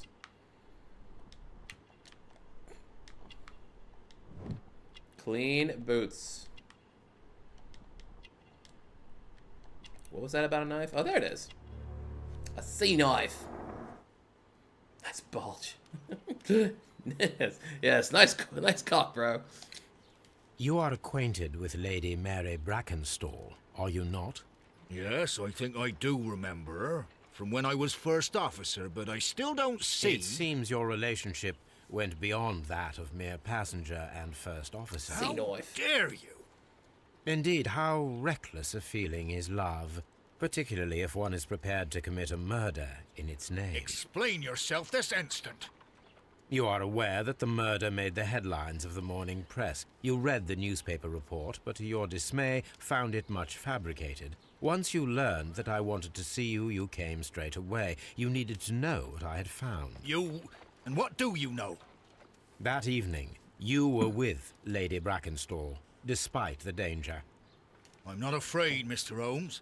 Besides, all of this is just guesswork. You would be right if there was no evidence. What then? You tied her up. Lady Brackenstall was tied to a chair on the night of the murder. And it was you who tied her up. You call that evidence? Poor health. Yes, as she was tied with a sailor's knot. Your handiwork. So, it's a sailor who's done it. That proves nothing, Mr. Holmes. I'm not the only sailor in London right now. Your theory is flawed anyway. On the night of the murder, I was aboard the Shark. I was supervising the repair of a porthole. At night? It was an emergency. There was a leak. You can ask the ship's carpenter. He can confirm. I'm sure that he can. Perfect. In that case, we have nothing more to talk about. Good evening, gentlemen. Heavy sounding fellow. Holmes, what should we do now? Would you like to check his alibi? No. There is no doubt that these men will testify in his favor, and there will be no way to check. So, what then? Let's just give up. So, we must work with what we have. We have all the puzzle pieces. Okay, then. Now I understand why you dissected the bell rope.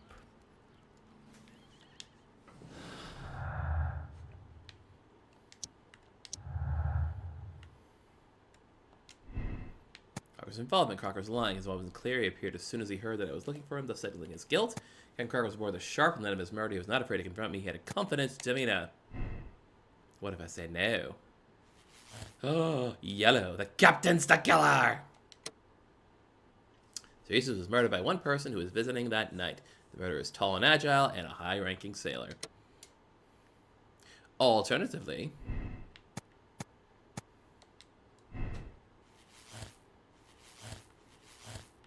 none of this works. Oops.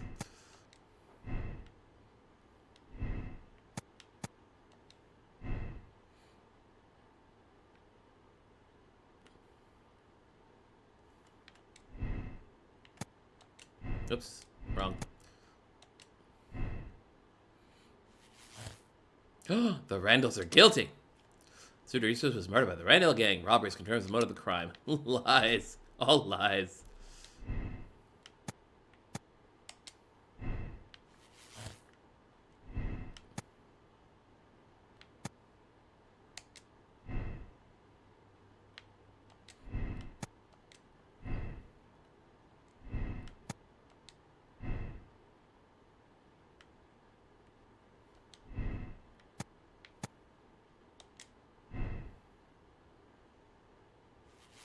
And down here, domestic accident. The death of CyricZ was an accident caused by a struggle with his wife.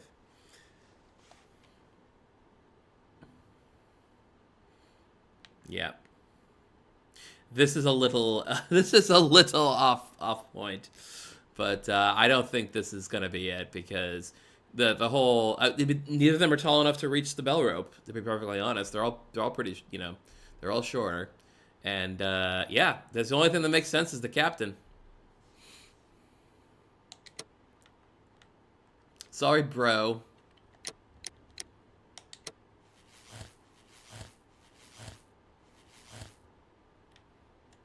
Not thinking anything else, man. Chairs exist. Yeah, you're a chair. You exist. Ladders exist. Stop that now.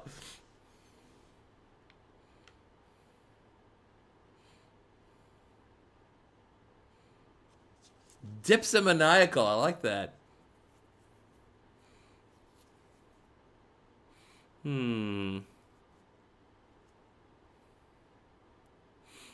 Dipsomaniacal. Yes, two people at each other's shoulders. Yes. And all wearing a trench coat at the same time. All right. What's my moral choice? You'll just have to find out later. Wiggins, could you ask Mr. Crocker to come here again, please? Right away. Not even an hour has passed. Why did you make me come here again, Mr. Holmes? To finger you. It is over. I know that it was you who killed Sir Eustace Brackenstall. Dun dun dun. What? I know because of the height at which the rope was cut. The knife used was a sea knife. The knots were sailor's knots, and not least the sheer force that was put behind the killing blow. And because you are the only one who knows Lady Mary Brackenstall in London. And Dipsomania is another word because for you love her. alcoholism. Thank you. It's true. Oh, okay. It's time It's for you to true? tell us the whole truth. I admit that I loved Mary I got it Martin right? from the first day that I met her. But I never did come to visit her, for I believed that she was in a happy household. When I talked to her maid, who told me everything, I was insane with rage. I was due to set sail for 6 months away. I wanted only to see her again. But it turned into a damnable nightmare when he barged in. He dared raise his hand to her. He was not even worthy of licking her boots. Oh, I regret nothing. I admit I killed the monster out of love for her. She will forgive me if she is able. Lady Brackenstall already forgave you. She said nothing. Mary. Mary! But that makes her an accomplice as well as her maid. It places her in danger yet again. Mr. Holmes, You would not have managed to protect her. till I die, do you hear me? Here is a letter that sets everything clear, and it is the one that should be disclosed to the police. I am the only culprit. Mary had nothing to do with it. Here's Now my it is time to end this. Here's my signed confession.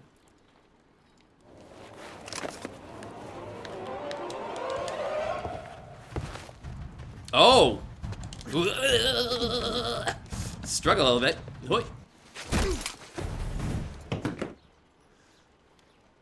Please forgive me, Captain Crocker. Hold your I herrings. wished only to test your sincerity, and your words and deeds have far exceeded my expectations.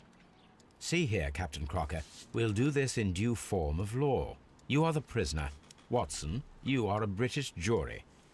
Captain Crocker, the evidence shows that you acted without premeditation and used reasonable force to protect an innocent victim from her husband's brutality. Your devotion pushed you to attempt to kill yourself in order to protect the one you love. Now, what say you, gentlemen of the jury? Not guilty, my lord. Oh, he is so happy to be the Vox jury right now. populi, Vox Dei. You are acquitted, Captain Crocker. So long as the He's law a heat does not action, find yeah. some other victim, you are safe from me. Mr. Holmes, It is a great responsibility that I take upon myself, but I will give Lestrade an excellent lead, and if he can't avail himself of it, I can do no more. Come back to your lady in a year, and may her future and yours justify us in the judgment which we have pronounced this night. I thought you were right. That was a really short case. Yeah. Inspector, I'm afraid that the murderers have escaped us. what? Do you mean to tell me that you failed? Never thought I'd live to see the day. I mentioned the murderers, not the case. It is obvious that the crime was committed by 3 criminals who cannot be the Randalls. You really think so? You only need to find a gang of 3 thugs wandering around. I can trust you to do that. If they exist, I'll catch them. Just You'll any find 3 thugs will someone, do. I have no doubt of it. Goodbye, Inspector. That seems a little, a little much. Sir Eustace was murdered by Captain Jack Crocker, who was visiting Lady Brackenstall that night. They staged it as a robbery by the Randall gang. Crocker used a sea knife to cut the bell rope to hide the lady, and then hid the silverware in the well. Jack Crocker defended a woman against a violent and dipsomaniacal man. You have decided to keep it a secret. And, yes. Oh, in the books, you think Holmes occasionally does fail. Watson just doesn't write about the cases because they're not that interesting. Yeah, nobody wants to hear that about me. About to take a video for this fight. Dude, I got beat up. I'm not taking a video of that. I'm not showing that video. Oh, boy. The Kew Gardens drama. Nice. Moving on to case 5, I guess. I didn't expect we'd be done case 4 so quickly. But yeah, you're right. That one is really short.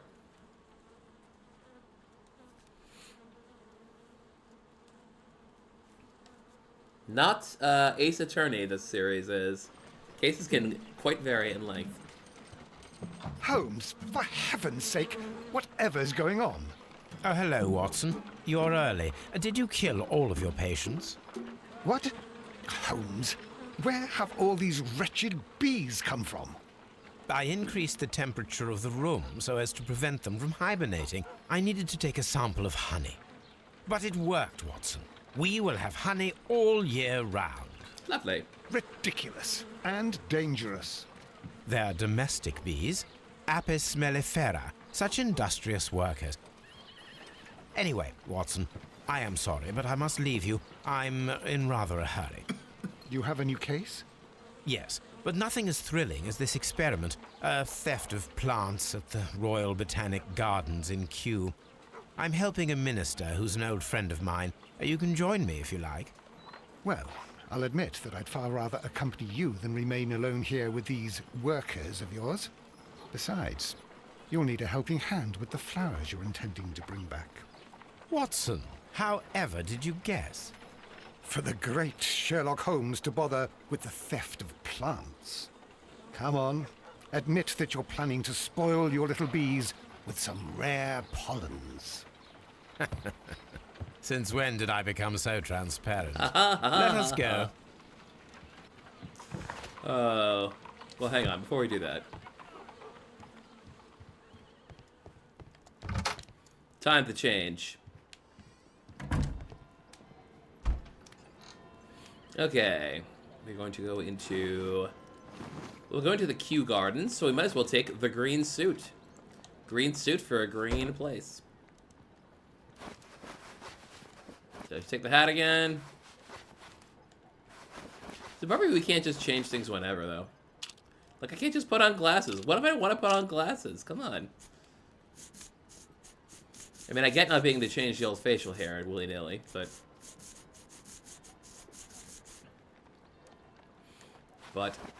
it's time for hat once again. Oops, damn it. For some reason I thought I was facing the door out. Turns out I just climbed into the wardrobe again. And then I ended up in Narnia. Imagine how good Holmes would do in Narnia. So I shouldn't be seeing... Oh, I did see a letter here. How about that? What do we got? A junk. Dear Mr. Holmes, I have finally found the courage to write you a letter. Ah, okay.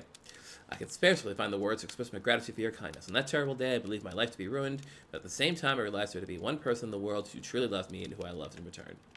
His name, we both know. He is Captain Jack Crocker. His love has given me true reason to live. Even if we cannot be together in the end, none of this could have happened without you, Mr. Holmes. Yours sincerely, Mary Brackenstall. And the trophy I get, I nicked one of the forks. A little bit, little something for the compensation. Yeah, baby. Yeah, I noticed we didn't have too many people left on the list here, so clearly the rest of these cases have few people. Lovely. All right. To the gardens, Holmes, Watson, whatever your name is.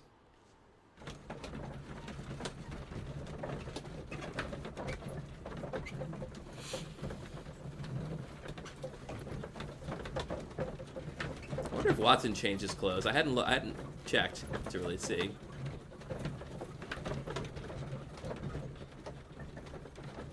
I do like the yellow tie with that, though. It comes together nicely.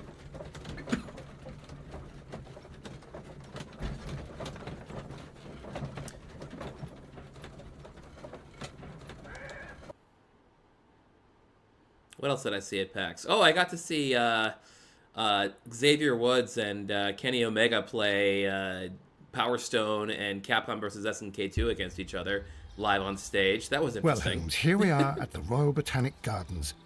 There's no doubt Max, that this place here we is are. beautiful. But are you really intent on investigating the theft of the plants? Yes, of course. I'm going to disguise myself as a bush. Ah! Immediate Don't touch cutscene. anything else, is that clear? Just go and get a bucket of fertilizer. And without turning it over this time. Good day to you, gentlemen. Go get the poo. How may I help you? If you are here for a visit, please do come back on Sunday. I am afraid that it cannot wait. My name is Sherlock Holmes, and this is my friend and colleague, Dr. Watson. We are investigating the theft of plants that took place here 5 days ago. A remarkable collection, I believe. So you're the one in charge, eh? A small favor for a friend. Now, to whom do I have the pleasure of speaking? I am Martin Hamish. I am the Deputy Director of Kew Gardens. And that fellow yonder is Albert. He works here. I am delighted to meet you. What can you tell us about the plants?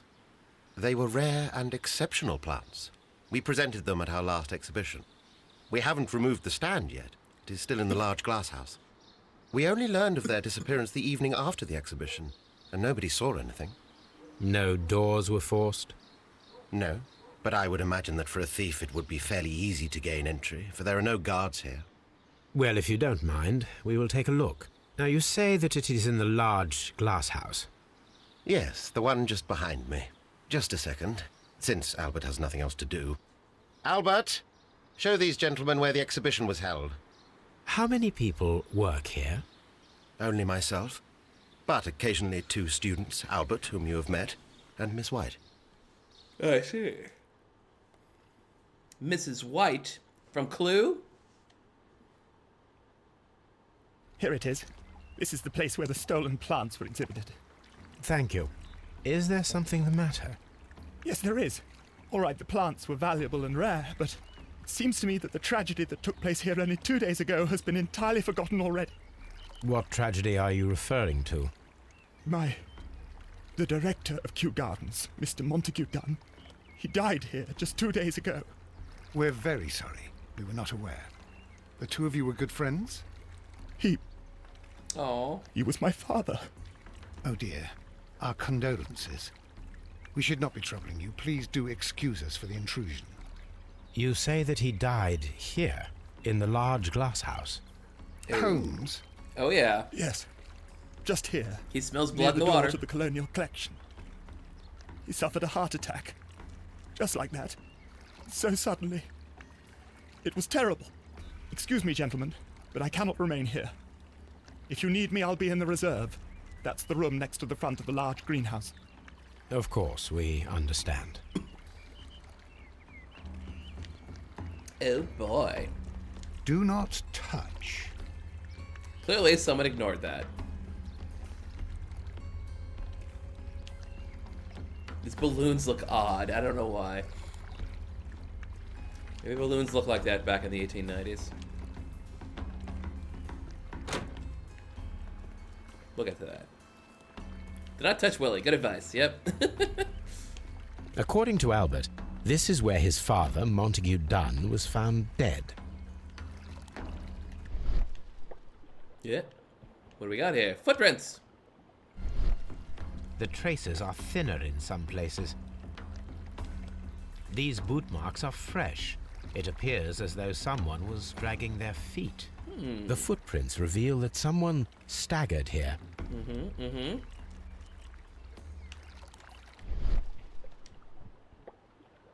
Meanwhile, this. Soil. It's dirt. It should have come from a flower pot. The soil on the side of this flower shelf is the same as that on the ground. Oh, I probably should have checked something else, because it didn't kick me out yet. Fragments of a flower pot. It fell down here. Okay, very good. And one more thing, because this thing is cracked, and so am I. The door was smashed at shoulder height. Ooh. This door handle is new. It was recently changed. Would you look at that? And a broken thingy. Ensconson. The esconson was breached near the handle. The door was forced from the inside of the Colonial Collection Room. The handle was changed afterwards. Would you look at I that? think we need to inspect the Colonial Collection Room. I think you're right. Very strange. Half of the Colonial Collection is absent. The smell is strong. It is a detergent. These windows were perfectly cleaned. And a stone chip of some sort. This broken fragment was the result of a heavy blow. A fragment of marble, most likely chipped from a statue or sculpture. Part of this greenhouse was emptied and thoroughly cleaned. Would you look at that? Ventilation. This is one of the outlets of the ventilation system. Watson, get up there.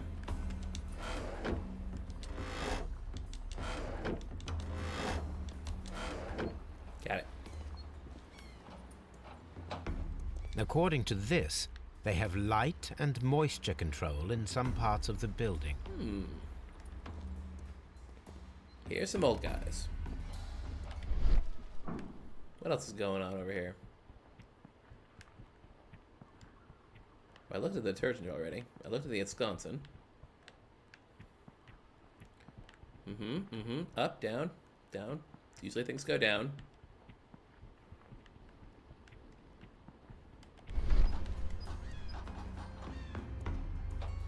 Yeah, it prompts me here, doesn't it?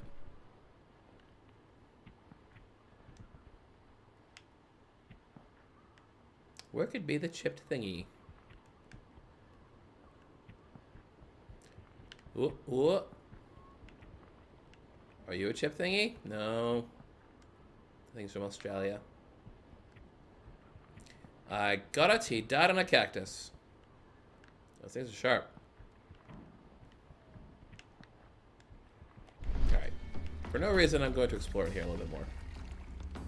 Although I think it did tell me I was done.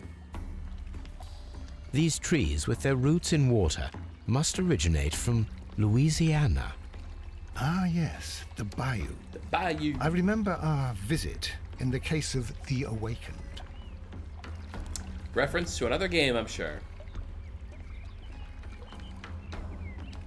Oh, cool. It's the plants. Here is a list of the stolen plants. Biblis. Well, we got the list. Do not touch. The plants were here. All of them were stolen. Damn. I wanted to steal them.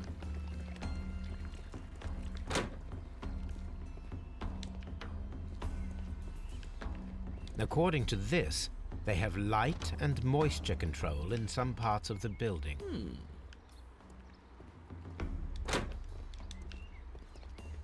Meanwhile, over here.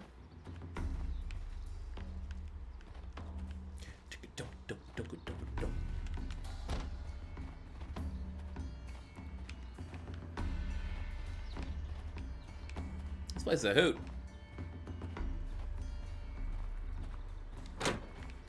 Yeah. Hello. Can I help you, gentlemen? The time Holmes and Watson stop Cthulhu. I like it. We might have to get to that at some point. Housekeeping tasks. A task list for Albert, compiled by Martin Hamish. Sweep out the palm house, scrub the toilets, clean the storage shed tools.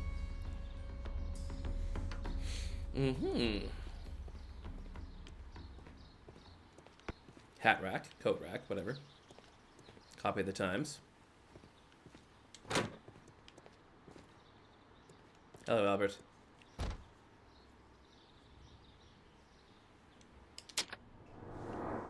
Let me scan your face. Yes, reddened eyes. Saw that coming in here.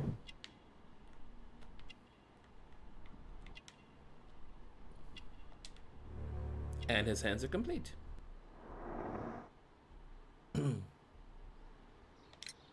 Do you work here? Yes, but part-time only, for I'm also studying botany at the University of London. You're following in your father's footsteps, then. That is commendable. Good Well, even show, if botany boy. is not my strongest suit, there are people who say that I could be a good manager. Thank you, young man. We shall see you again soon. I'm sure. Yeah, we just came from there, didn't we? And let's scamper about. Donk. Let's talk to Martin.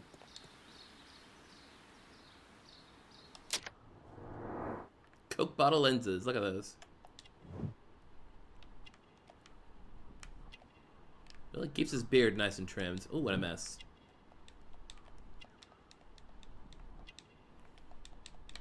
God, everywhere. Look at him. Unmarried. Gardening hand. Albert told us about the tragic death of Mr. Dunn, the late director of Kew Gardens. Tragic indeed. His heart attack was quite unexpected. And that's all Thank I got you, for Mr. you. Hamish. We shall continue our investigation. Not gonna give you any clues. Alright, colonial collection. Dry Tropics. Colonial Collection. Water Lily Greenhouse. Palm House. Okay, we're out here right now. Colloquium Laboratory Reserve. Nursery. Nursery. Seed House. Ventilation System. Ah, we can check on the ventilation system. Reserve. Director's office, cloakroom, and laboratory. Oh, good. Cloac room? I heard that. A map of Kew Gardens. Okay, we scoured it. Good job, me. Object of interest, huh? What should we do next? Locked. Dang it! Let me in, dang darn it. Locked. No. You didn't even model them because the windows are frosted over. Clearly we'd have nothing to do in there. No part of the case is in there. Ooh. A hole. We can't walk there. What's in? Alright. Locked. Dang it!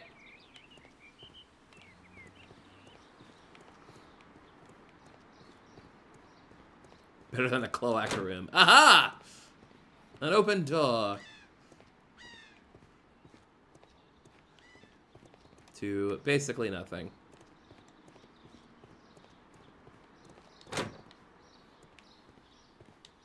Wait, we just saw that. It's magic. We've looped around. We've circumvented the entire world. Nursery. Locked. Locked nursery. The seed house.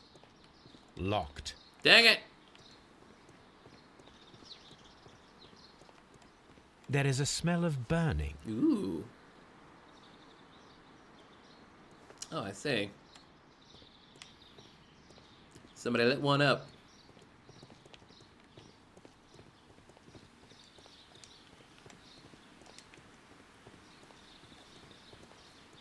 Yep.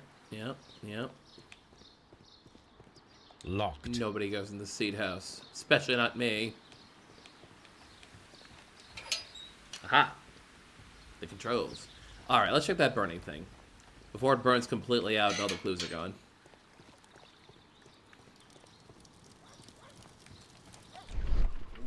Fireplace.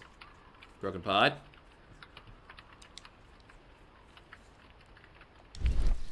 Hello, broken pot.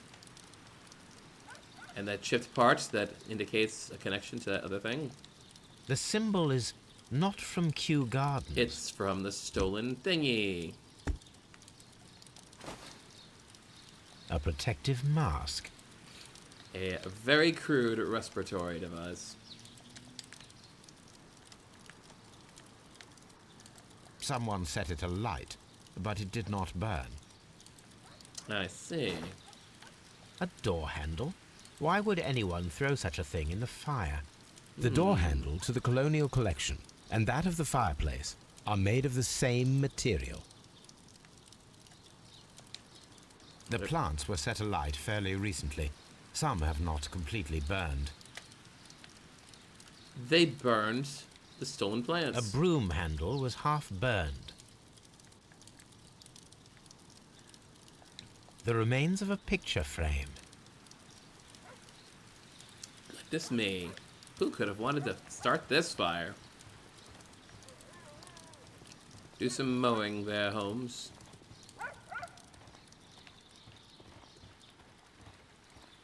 Whoop. Uh-oh. I'm stuck. Watson, I'm trapped. Help me.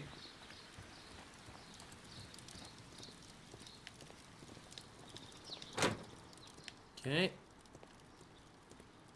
Right, this is the other end. Similar room, another reserve room, but nothing of interest here. Cool, cacti. These flower pots are beautiful. They are intended to be used for exhibition purposes. The symbol is not from Kew Gardens.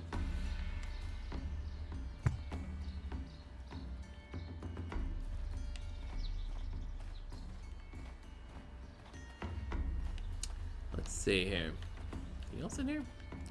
What's all this? Nothing. How about this shelf? Nothing doing. You want to poke any cactuses, Holmes? Cacti, excuse me. I guess we're good.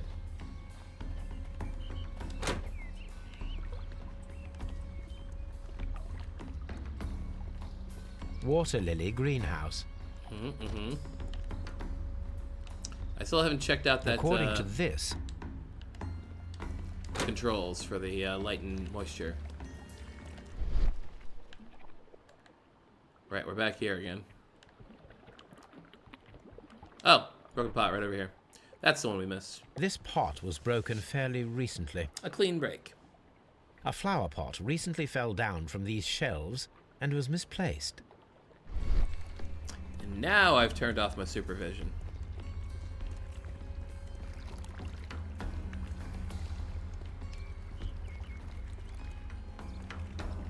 Alright, let's go back to those controls, which is going to be a long walk. Unless I can teleport. No, I can't teleport. Are you kidding me? Yeah, kidding me?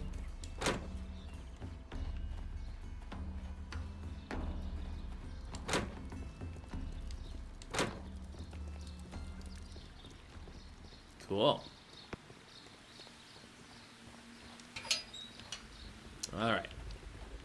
More flower pots. A water tank. Yep. That's how they control the moisture flow. A ventilation system. It should regulate the temperature of the staff buildings. Object of interest A. Gotta find me one of those. Just a regular old water pump.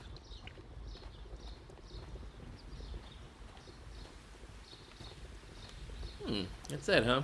Okay, I'll come back once I find something interesting.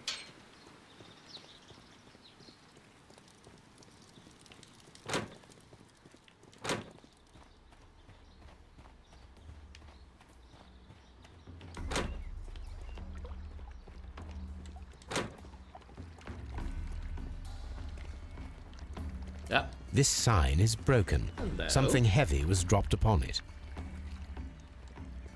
Blood.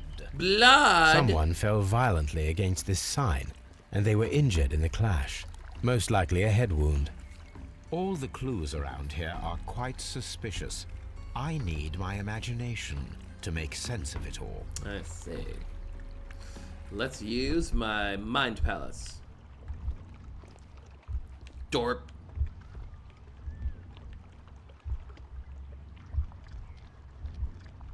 High five.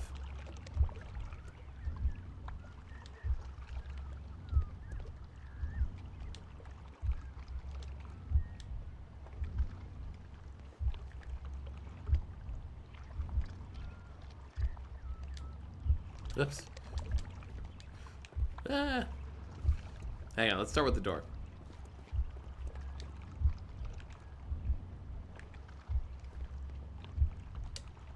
Yeah, I don't think that works.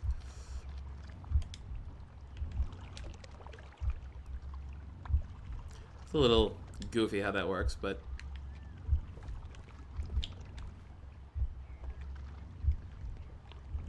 Ugh. Take that, pot. Ow. Ow. Barf. This reconstruction reveals a disturbing fact. Montague Dunn damaged the door of the Colonial Collection Room. He was in a panic, or the door was locked.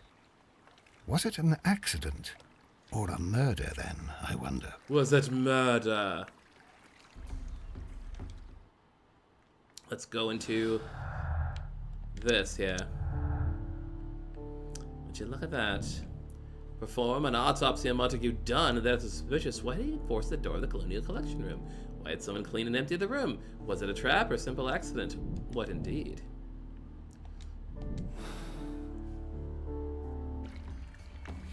Oh boy, it's time to go back to Scotland Yard.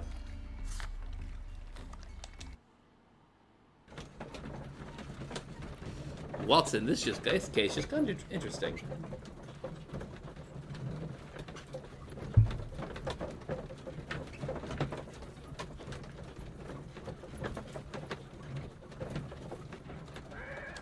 Moving on.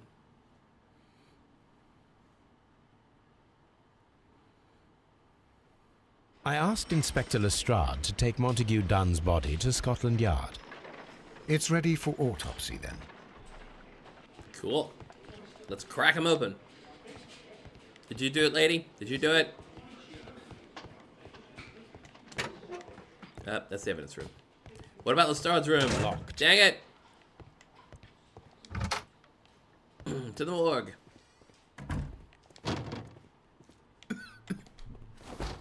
First of all, let us carry out an external examination. Cool. No redness, stings, or bruises. How about the other one? Nothing suspicious here. There are no suspicious marks upon the chest. Let us finish our external examination so that we can proceed with the autopsy. And the head. The vessels and the pupil of the eye appear quite normal. Would they be clouded over in death, or am I nuts? The air from the lungs carries a faint floral aroma. And the bunk. There is an injury to the skull, most probably caused by the fall in the water lily greenhouse. Now, let us examine the internal organs.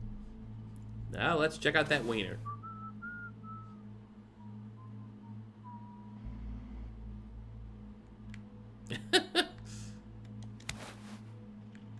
Let's see. Whoa! The lungs are congested and edematous.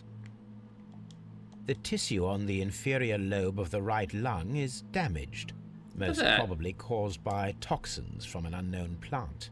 What do you know? This does not look like a normal human body. This looks like one of those dummies you pull apart with the more important organs inside them. The heart tissue shows no visible pathological signs. Watson, go long. Actually, no, hang on. It would be put away automatically if we found everything. The heart's blood vessels show no pathological signs. And back it goes. Good. The liver is enlarged. It would seem that Jeez, everyone's drunk in this game. Alcohol addiction. The liver tissue is brown. There are no visible pathological signs. And the stomach.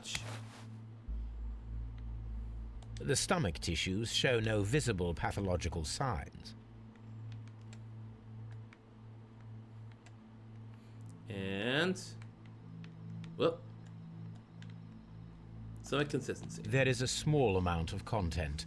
It appears that he breakfasted lightly, only a short while before his death. But what about his intestines? My suspicions have been substantiated. Montague Dunn, the director of Kew Gardens, died from poisoning. Plant poisoning, to be more exact. You mean... Yes, it is murder.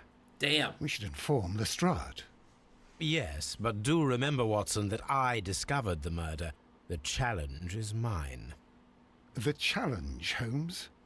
We need to locate that deadly plant. Such a perfect murder appeals to me. Murder of any kind appeals to you. Is that all we need to do? He got me. No. We also have the people working at Kew Gardens. Martin Hamish and the son of There's the also victim, that Miss White. Albert Dunn. And also Miss White, Yeah. of whom we spoke with Mr. Hamish. Should we bring them all here for interrogation? No. A few innocuous questions at Kew will suffice, as well as a discreet delve into their personal affairs. Rummage through under our drawers. Yes, Watson. It is time now to open the doors. Even those in the staff building. I suppose that is necessary. We should also be concerned with the victim himself. After all, we don't know very much about Montague Dunn. You're enjoying this already, aren't you? More than a little. It's like, yeah. Yeah, it's murder. I love it. Dunn was trapped. After being trapped in the Colonial Collection room by the killer, Montague Dunn was affected by inhaling a virulent vegetal poison. Vegetal. Kakarot. Oh boy. I will just teleport. So now we gotta go. Hang on. Let's see. Find the plant. Find the stolen plants. Inspect Kew Guard staff buildings and gather information on Montague Dunn. Find out who killed Montague Dunn. Go! Oh, yep, we got some archive searches to do, don't we? Let's do that first. Since we are away from the gardens to begin with.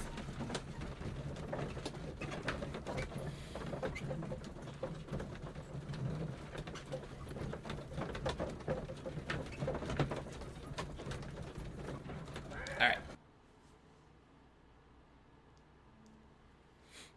I just realized I didn't pet Toby yet. I gotta pet Toby. It's very important. Oh dear, Toby. I wasn't aware that you were Watson's new literary agent. Dang, tore it all apart. Someone should take Toby for a walk. Have you found something interesting? I'll just shove Watson out of the way. Man, one of these days we're gonna find something more interesting in that telescope. To the archives.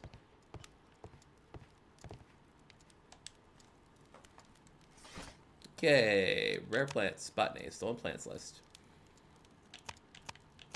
Medicine, botany, here we go. Exotic plants, volume 4, poisonous. These plants have a certain toxicity in common, more or less variable. Dianea carnivorous, Carlina inebriae, Florum diabolica, Pruna serratina, Chromalina adorata, Helium fortis, Tepius biblis, Sinlicea, violacea, Darlingtonia, Cracocus cephalotus. Man, those are hard. Only the first bee can be dangerous to humans, particularly Florum diabolica, but only under very specific conditions. The plants should react to a process of aggression, against which it will issue deadly spores. Here it is. We got it. Symbol of the broken pot. Glyph means divine, if I'm not mistaken. History? Nope. Medicine, history, technology. Why not dynamite?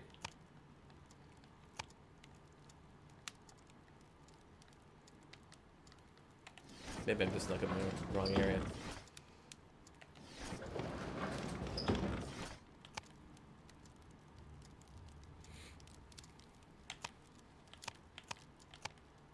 Marks and symbols. The Divine Syndicate. The members of the syndicate worship Chorwan, the God King. They strive to obtain spiritual peace and release themselves from the material world, so generous donations are appreciated. Here it is. Nice. The Divine Syndicate is not a supplier to Kew Gardens. Besides, there is no address here. The symbol on the exhibition pot.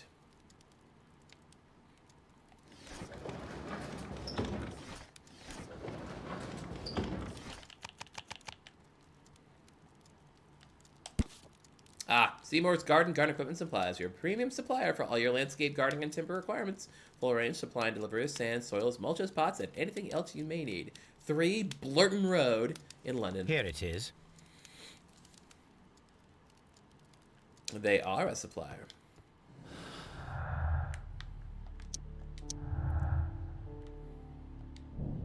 Theft and murder. The killers may be those who stole the exotic plants, including the deadly species, from the last exhibition at Kew Gardens.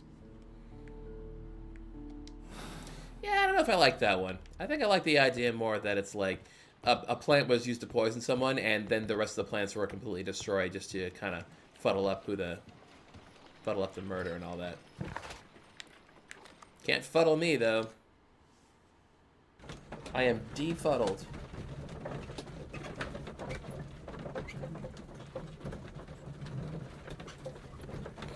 Back to the gardens. Just start eating all the plants, Holmes, and see which one kills you.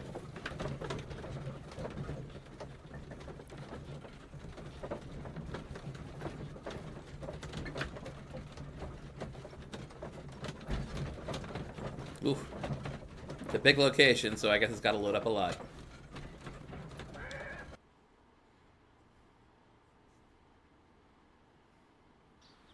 Okay. You did it, didn't you? It was you. Oh, wow. I can ask him a jillion things. Mr. Hamish, can you explain to us what happened to the colonial collection? It seems somewhat depleted. But, Oh, most likely maintenance work, tidying up. You're not sure, then? But you're the deputy director. Well, I am busy. I cannot be everywhere at once. Okay, you know, you're supposed to know everything that goes on here. You're like pretty much the only person who works there, more or less. As deputy director, how was your relationship with Montague Dunn? To be honest with you, Mr. Holmes, it could have been better. You see, every Tuesday he would carry out his inspection of the gardens, but it was solely to make an impression, great pretense that he cared at all. He would give out absurd orders, ignoring anyone else's opinion. He would then disappear for the rest of the week. He was what some might call a man of action. I'd say rather he was overzealous and chaotic. So after all, it was no wonder, perhaps, that he ended up like that, if you take into consideration his kind of lifestyle. You mentioned that Mr. Dunn led a particular lifestyle. Well, it's no secret that he enjoyed, celebrating, shall we say? He was a member of the London Smart Set. He was famous for it. That and... And? He had an eye for the ladies, to put it mildly, Mr. Holmes. So a drunk and a lech. Got it. Mr. Hamish, can you tell us who holds the keys to the locked greenhouses? That would be Albert, Mr. Dunn's son. Yes, Albert keeps all the keys, and one can only imagine why. What do you mean? Well, he was never interested in Kew Gardens before. And now all of a sudden he is trying to act as if he owns the place. I think he wants to take over the management here. He'd do better to leave that to me. He has no experience. No, none at all. Fussy fellow. What is your opinion of Albert as a student of botany?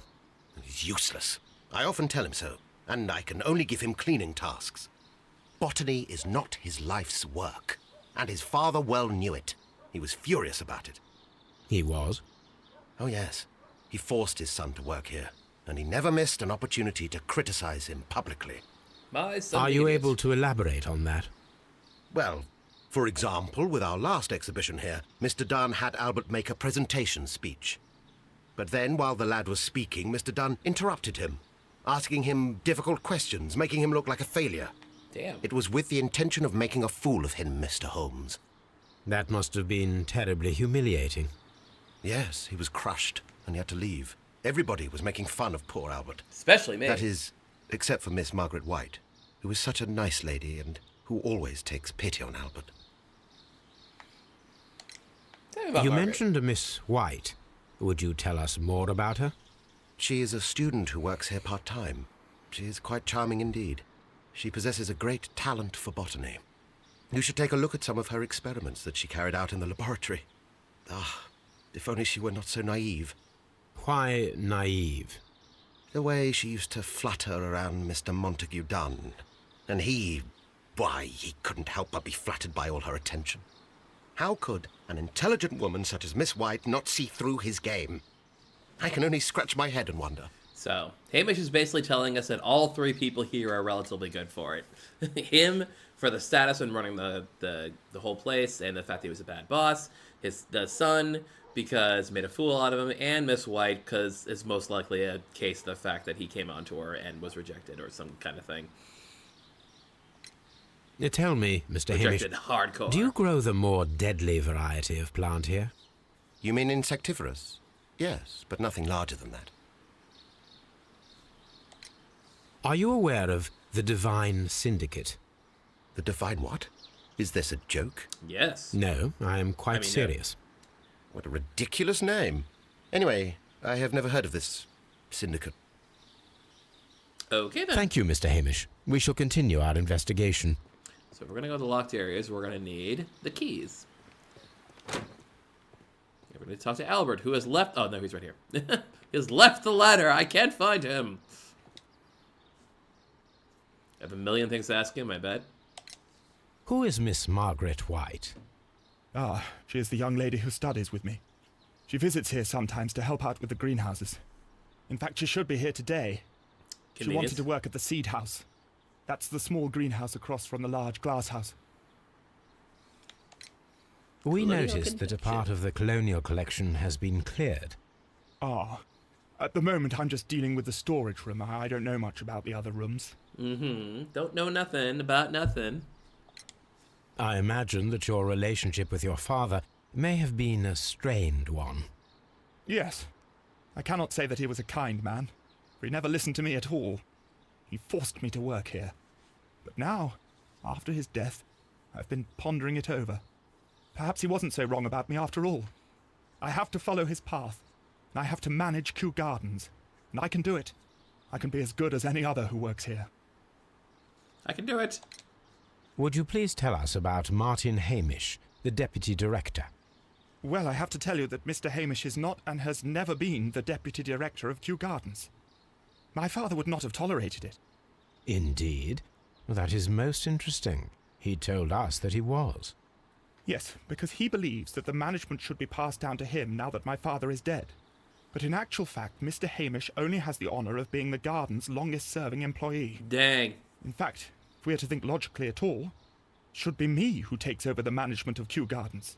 How's Do that? you not have a good relationship with Mr. Hamish?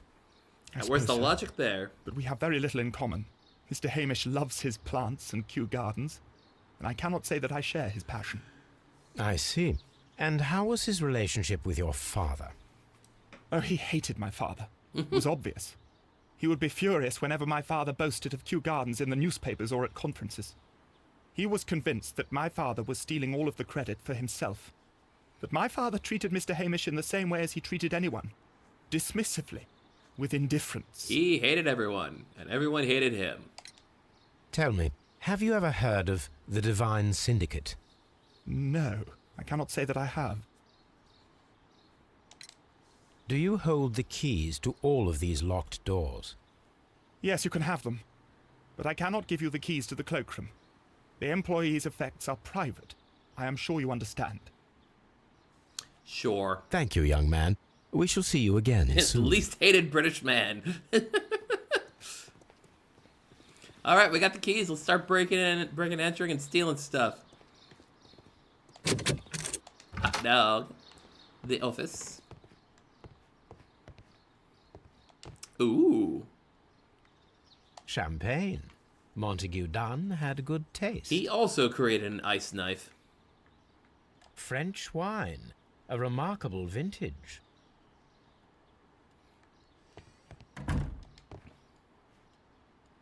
Okay, we got a nice pair of gloves here, some coins, some crap, the phone, a hat, the Thames. Newspapers Times. discussing Kew Gardens.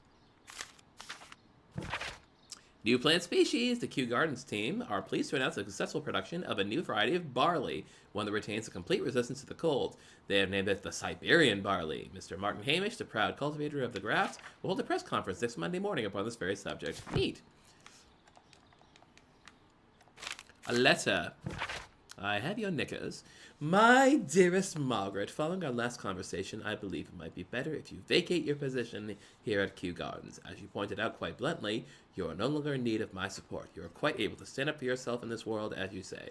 Well, I give you back your freedom and wish you nothing but good luck. The breakup. Oh. Crime of passion, Miss Margaret White.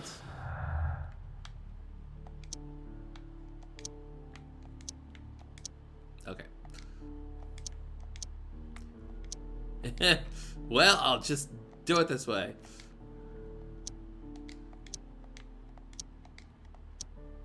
Okay, none of these work. Why did it pop up then? Oh well. Excuse me. Photograph, eh? A photograph of Montague Dunn and Reynold Hamish. Also liked his top hats.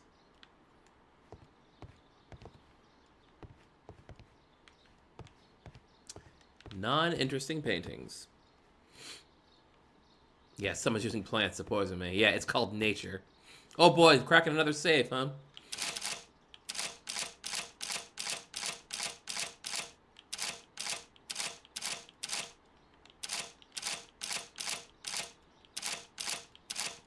It's a different and weird safe. I might have to find a clue here. What should we do next, Holmes? Ooh, a shoe tree.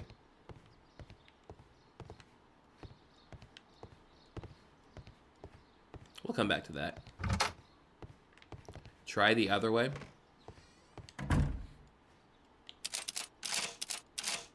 Oh.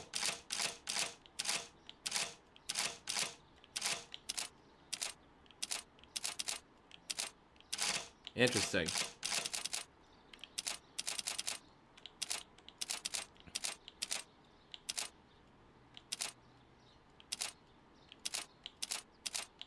Dang it.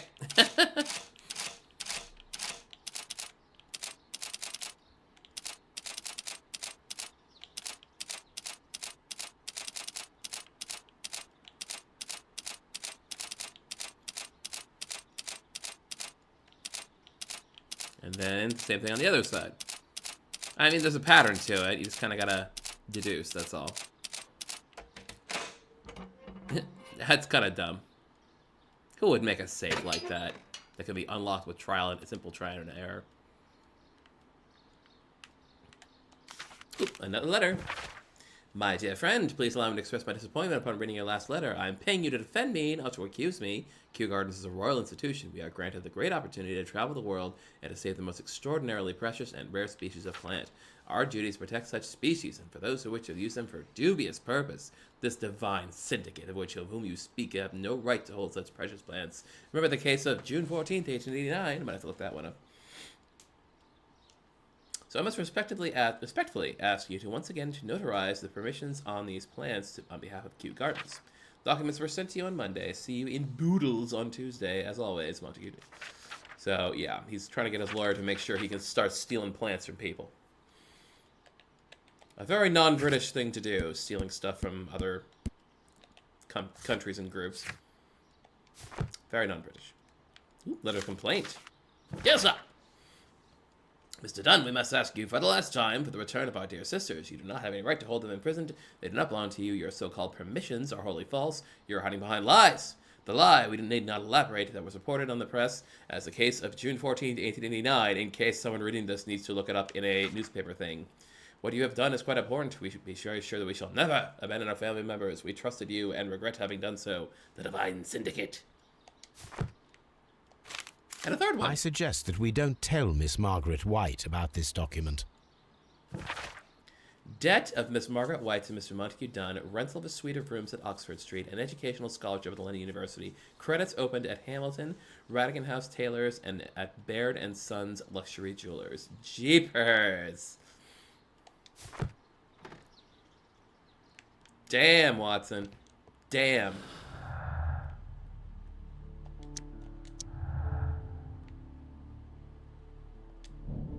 Disagreement. Miss White and Mr. Dunn had a recent disagreement. Montague Dunn was planning to release Miss White from her position at Kew Gardens. At least stealing British man, yes indeed.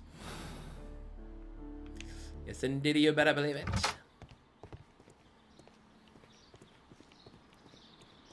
And this is the cloakroom, right? Locked. Locked and unlocked. Table for experiments. Laboratory table. Wet bottle trace. There was a bottle here. It left behind a trace of the substance that pervaded the laboratory. Gold dust? Good heavens. What's it doing here? The wrestler? The gold is almost immune to chemical attacks, so it may be a valuable auxiliary for various experiments. But why would anyone perform such experiments in a botanical garden? Why indeed, Watson? Several drops of the substance were These are spilled. big drops. Someone carried this bottle around. The bottle is no longer here, but it is possible to detect a faint scent. We need a good nose. We need a Toby.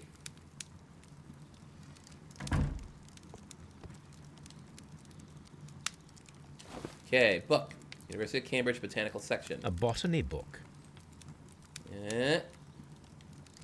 This student's book belongs to Albert. Repeat year. You poor chump. Locked. Dang it. Holmes, Albert Dunn didn't give us the key to this door.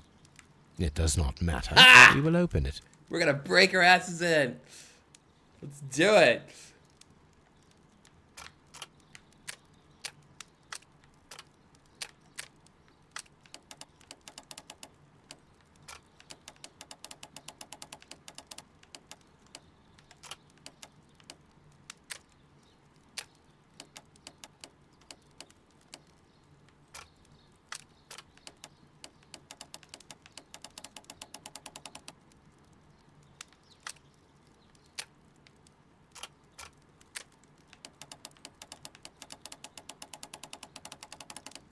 Mm-hmm. Okay.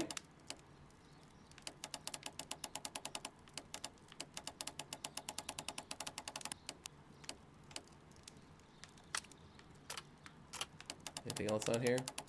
There is.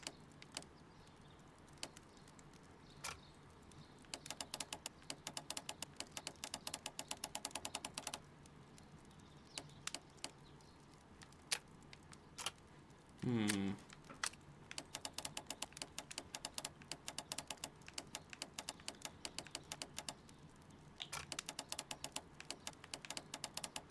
Okay.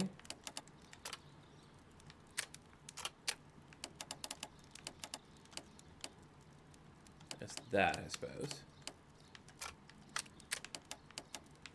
Oh.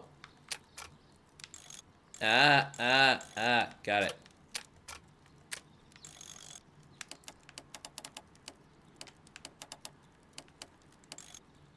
Neat. There. Nice. Oh, we got it! Cool. Open. Open, says Holmes. Let's make sure we've tossed the rest of this room. For example, the chemistry cupboard. Geez, not a lot of reagents. Chemicals. A sufficient quantity for some serious experiments. It's not a lot of... That's not a big quantity. I'll tell you that much right now. I've been in plenty of chemical A cabinets. phonograph used for voice recording. Remarkable. Yes, this is quite a modern laboratory.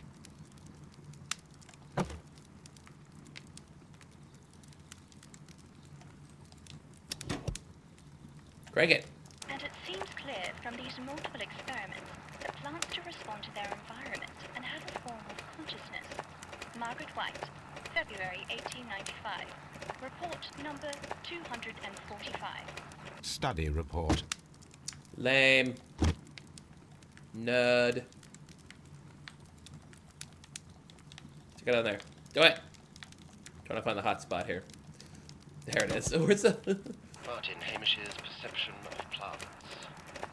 The notion of communication in the plant world has long been considered marginal, yet I remain convinced that some plants do indeed transmit chemical signals in the event of attack. A study report by Martin Hamish. Interesting. Sort of. This is a table for experiments. It resembles my own. Only this one is kept in good order, Holmes. Damn. Got him.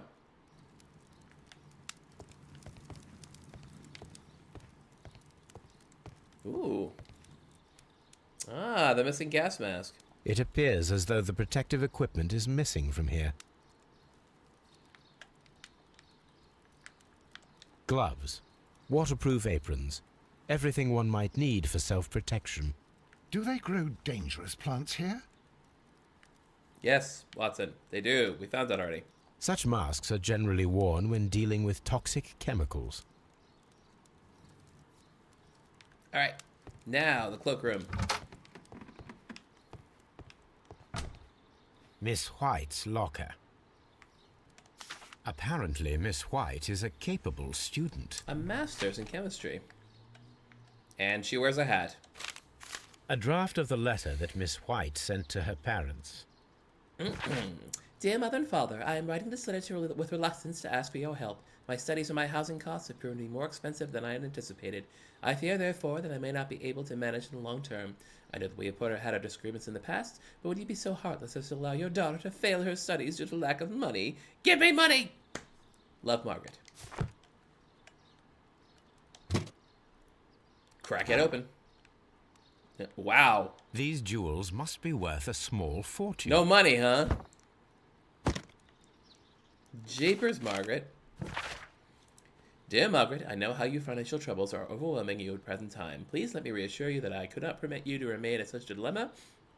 I was born of a wealthy family. I would consider it an honor if you might accept my help. Your devoted servant, Albert. Damn.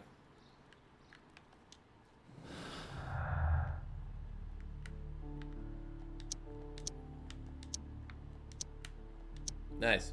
Nothing. Good.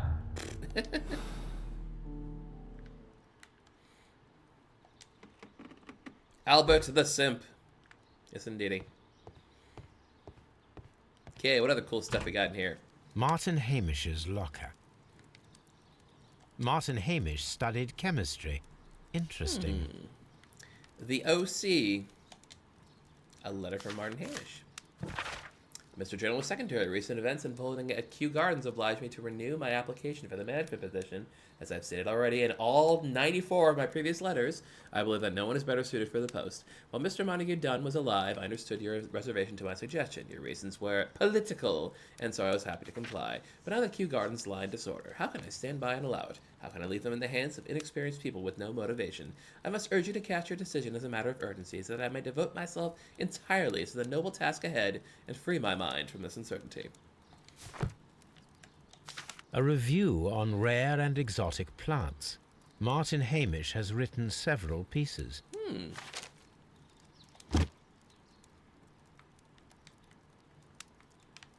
Yeah. Father and I, Kew Gardens. Wait, your father? Martin Hamish's father? Interesting. Albert's locker. He likes ships. Specialist articles on shipyards and ship construction. Albert Dunn has a great passion for shipbuilding and the sea. Well, he didn't say R, so I can't be too assured of this. But ooh, there's something under there. But I might have to. Ooh, uh-oh. A rejection letter from the British Royal Damn. Naval College. Royal Navy School of NCOs Recruitment Center, London. Dear Sir, it is my regret to inform you that despite your excellent results within our entry examinations, we are unable to invite you into the Royal Naval School. Your father, Mr. Montague Dunn, has expressed his intention to entrust you to the directorship of the Royal Botanical Gardens in Kew. And it is clear that he would not release you for an entire year of naval training. Please accept all our best wishes for your future at Kew Gardens. Yours very faithfully, J.M. Lemerchand, Director of the Royal Navy Training Center. We're refusing you not because you suck, but because your dad sucks. What's this? Look at this Young photograph! Albert, standing with a woman in front of London University.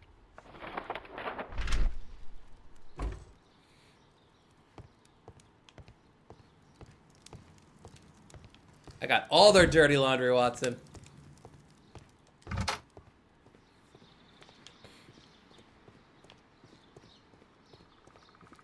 Alright, next up, the nursery.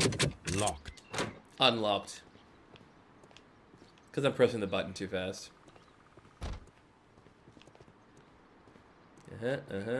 Cupboards, crap, things, stuff.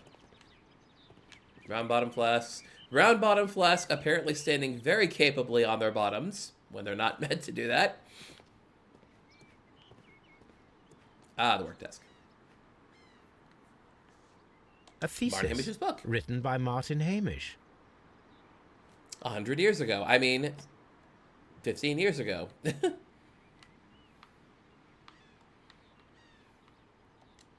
A glasses case. It is empty. This area serves as Martin Hamish's office. Case closed. And what's all this then? These young plants must be delicate if they are kept in the nursery. What's all this then? We can see the interior of the Colonial Collection Room from this window. Can we? Oh, posters. Yes, Miss April for the exhibition. This of garden poster plants. is for an exhibition that Martin Hamish was directing. But it had nothing to do with Kew Gardens. University of Oxford. This certificate belongs to Martin Hamish. He won a horticultural competition. Well, whoopee for him. Oops. I've been meaning to close the window. Little finicky. You know what? I'm gonna leave it be. Whoop. Diplomas. A master's degree diploma. It belongs to Martin Hamish. An award presented to Martin Hamish for Best Grower of the Year. Good for him. If they're trying to establish that Hamish likes botany, I think we've got it.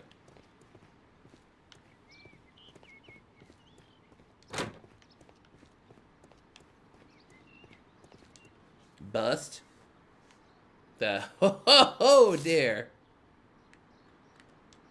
It is a bust of Montague Dunn. Dude rather full of himself, I think. Of course, equally full of the idea that we just throw the hell out with him dead. Okay. Oh, dear me. I am curious if the marble that we found will fit this place. Here it is. Nice. The marble fragment that we found in the Colonial Collection Room is what they have in common. How about that?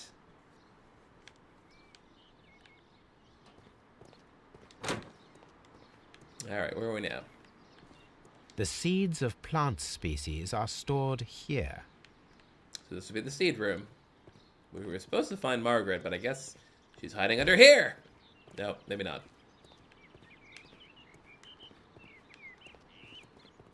Yeah, this is a big ass area. Of course, some of these rooms just have like 1 or 2 things in them. Oh no, wait. Despite seeds being in there, that's not the seed house. This is the seed house. Open. Open! Hi, Margaret. We'll talk to you in a second. First, we toss the place. This is one of the outlets of the ventilation system. Get your butt in there, Watson. Need to know where it goes. Can I steal your stuff, ma'am? A book about ships. Nothing at all Oh, to this is do Albert's with desk. plants. These leather gloves are new and of good quality. They do not appear to have been used. Materials for college study. They belong to Albert. This place serves as Albert's office. From here, we are unable to see the interior of the Colonial Collection Room. Noted.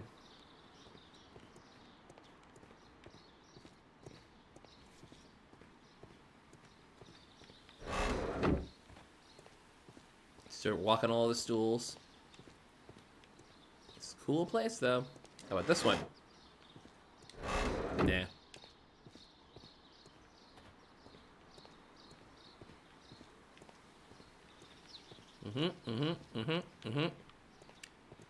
Cool stuff.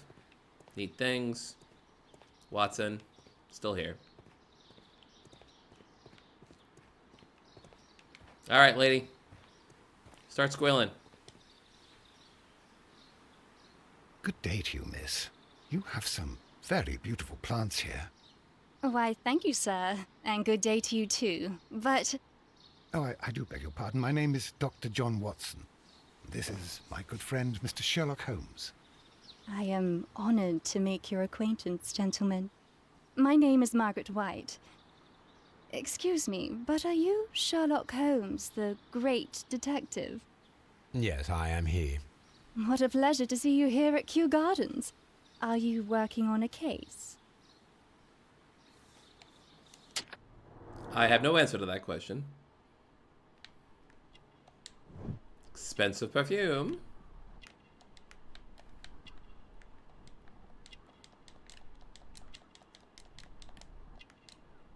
And pink marks, past malnutrition, pellagra, poor family.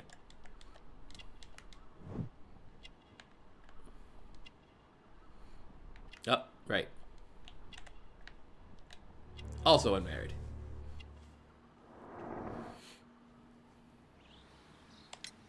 Yes, a theft of plants that took place here a few days ago after their most recent exhibition. Oh, yes, of course. I quite forgot about that. Anything? Oh, it's quite understandable that you might forget about the theft of the plants, miss, after the tragedy that took place here. Yes. Yes. The director was a truly good man. It is such a terrible misfortune. He's dead. You don't have to play up. Oh, God. Now every other question. Would you happen to know why part of the Colonial Collection was cleared? No, I have never been there. Do you work here? Part-time only. I am a biology student at the London University. I attend the same classes as the son of Mr. Montague Dunn. That is how I found my chance to work here for part of my thesis, you see. It is a great honor. How well did you know Mr. Montague Dunn? He was a master, a great leader. I saw him almost as a spiritual father. He had an exceptional nature? Did Oh, he? yes, indeed. He was always so active and so optimistic and very nice to me. Although he could behave harshly towards his son. Why so? He loved his son dearly and wanted the very best for him. It made him extremely demanding. Albert, who is naturally shy, suffered because of it. The Divine Syndicate. Does that name mean anything to you, by any chance? Not at all. But it is a very pretty name. Thanks, Margaret. Most of the doors in Kew Gardens are locked. Do you have a key to this room? Oh, yes. Albert gave me a set of duplicate keys. He agreed I might carry out my studies without disturbing him. It is only temporary. Spiritual sugar daddy, yes. Thank you, miss. None of the 3 people who work at Kew Gardens know why half of the colonial collection was cleared. So, someone is lying. It is obvious. Durhay. And look, a nice little volumetric flask of acid. Just generalized acid. No idea what specific kind. Alright. We got a lot to do here, don't we? Oh, Margaret White gets a hat at some point. Martin Hamish. And Albert Dunn.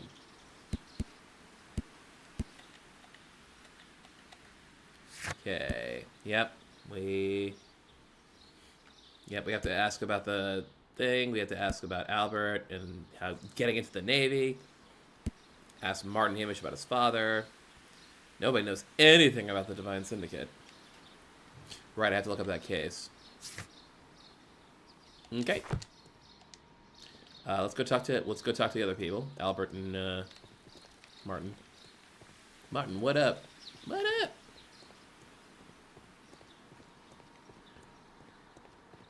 You can finish the game next stream, yeah. We're almost coming up on time. I will finish my local interviews and we'll see how much time we have left after that. Then I'll head back to Baker Street. And we can see how we're going to go from there. Martin, what's your thing with your dad?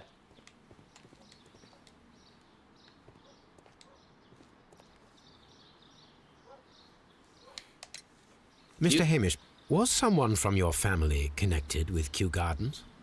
Family? No. I'm Lies! the only one with a passion Lies! Lies! Big lies! I broke into the thing. I do not think so. This photograph of you and your father at Kew Gardens suggests the opposite. But you have no right to... Do tell us But we more did. about your father. He was, indeed, the greatest botanist of his time in the British Empire. He worked together with Montague Dunn until the end of his life.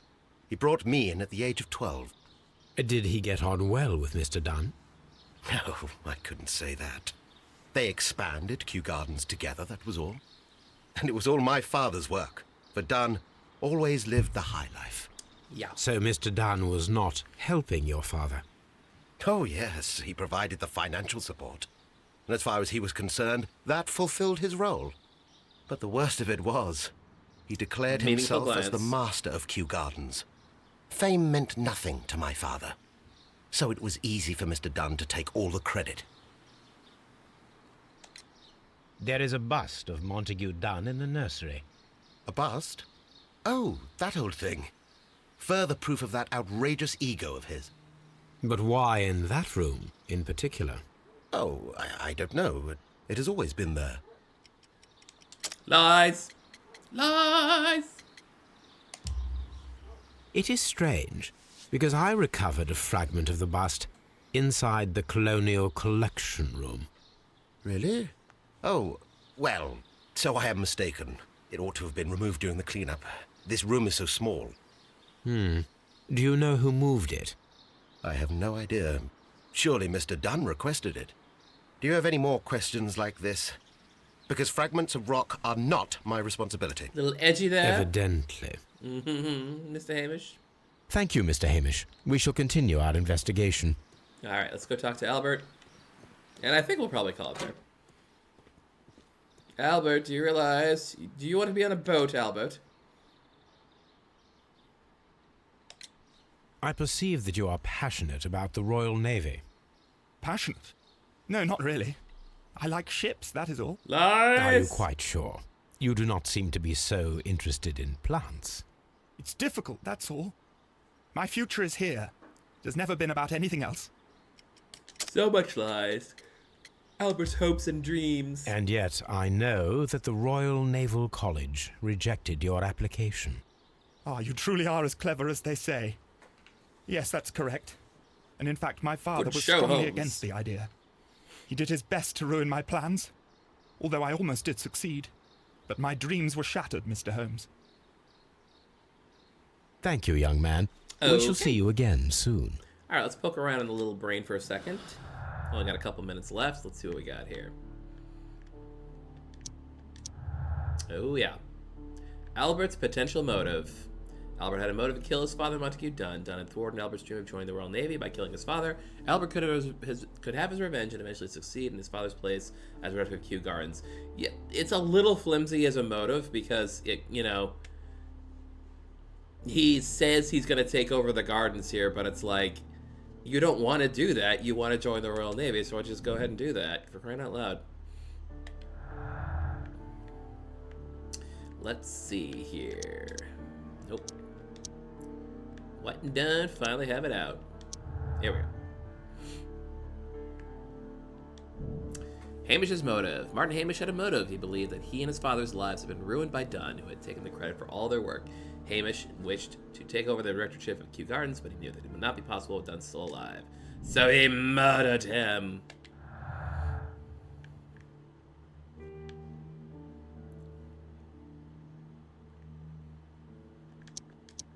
Nope. What else we got here? Oh, I wouldn't think so. Absolutely not. Okay. None of the other clues do anything, so we'll head back in, and I think this is probably going to be the stopping point. We still got to go get Toby. We still got to go do some research back at the back at Old Baker Street. But until then, we will take a break for now. And I'm being told that there's a good possibility that I can finish this game on the next stream, or at least early in a follow-up stream. So we'll see how it goes. But other than that, we will be playing again this coming Wednesday, as is typical. We'll play Wednesday, 6 p.m. Eastern Daylight Time, so you guys can find me there. But until then, thank you all so very much for coming and hanging out and chatting, and we will see you next time.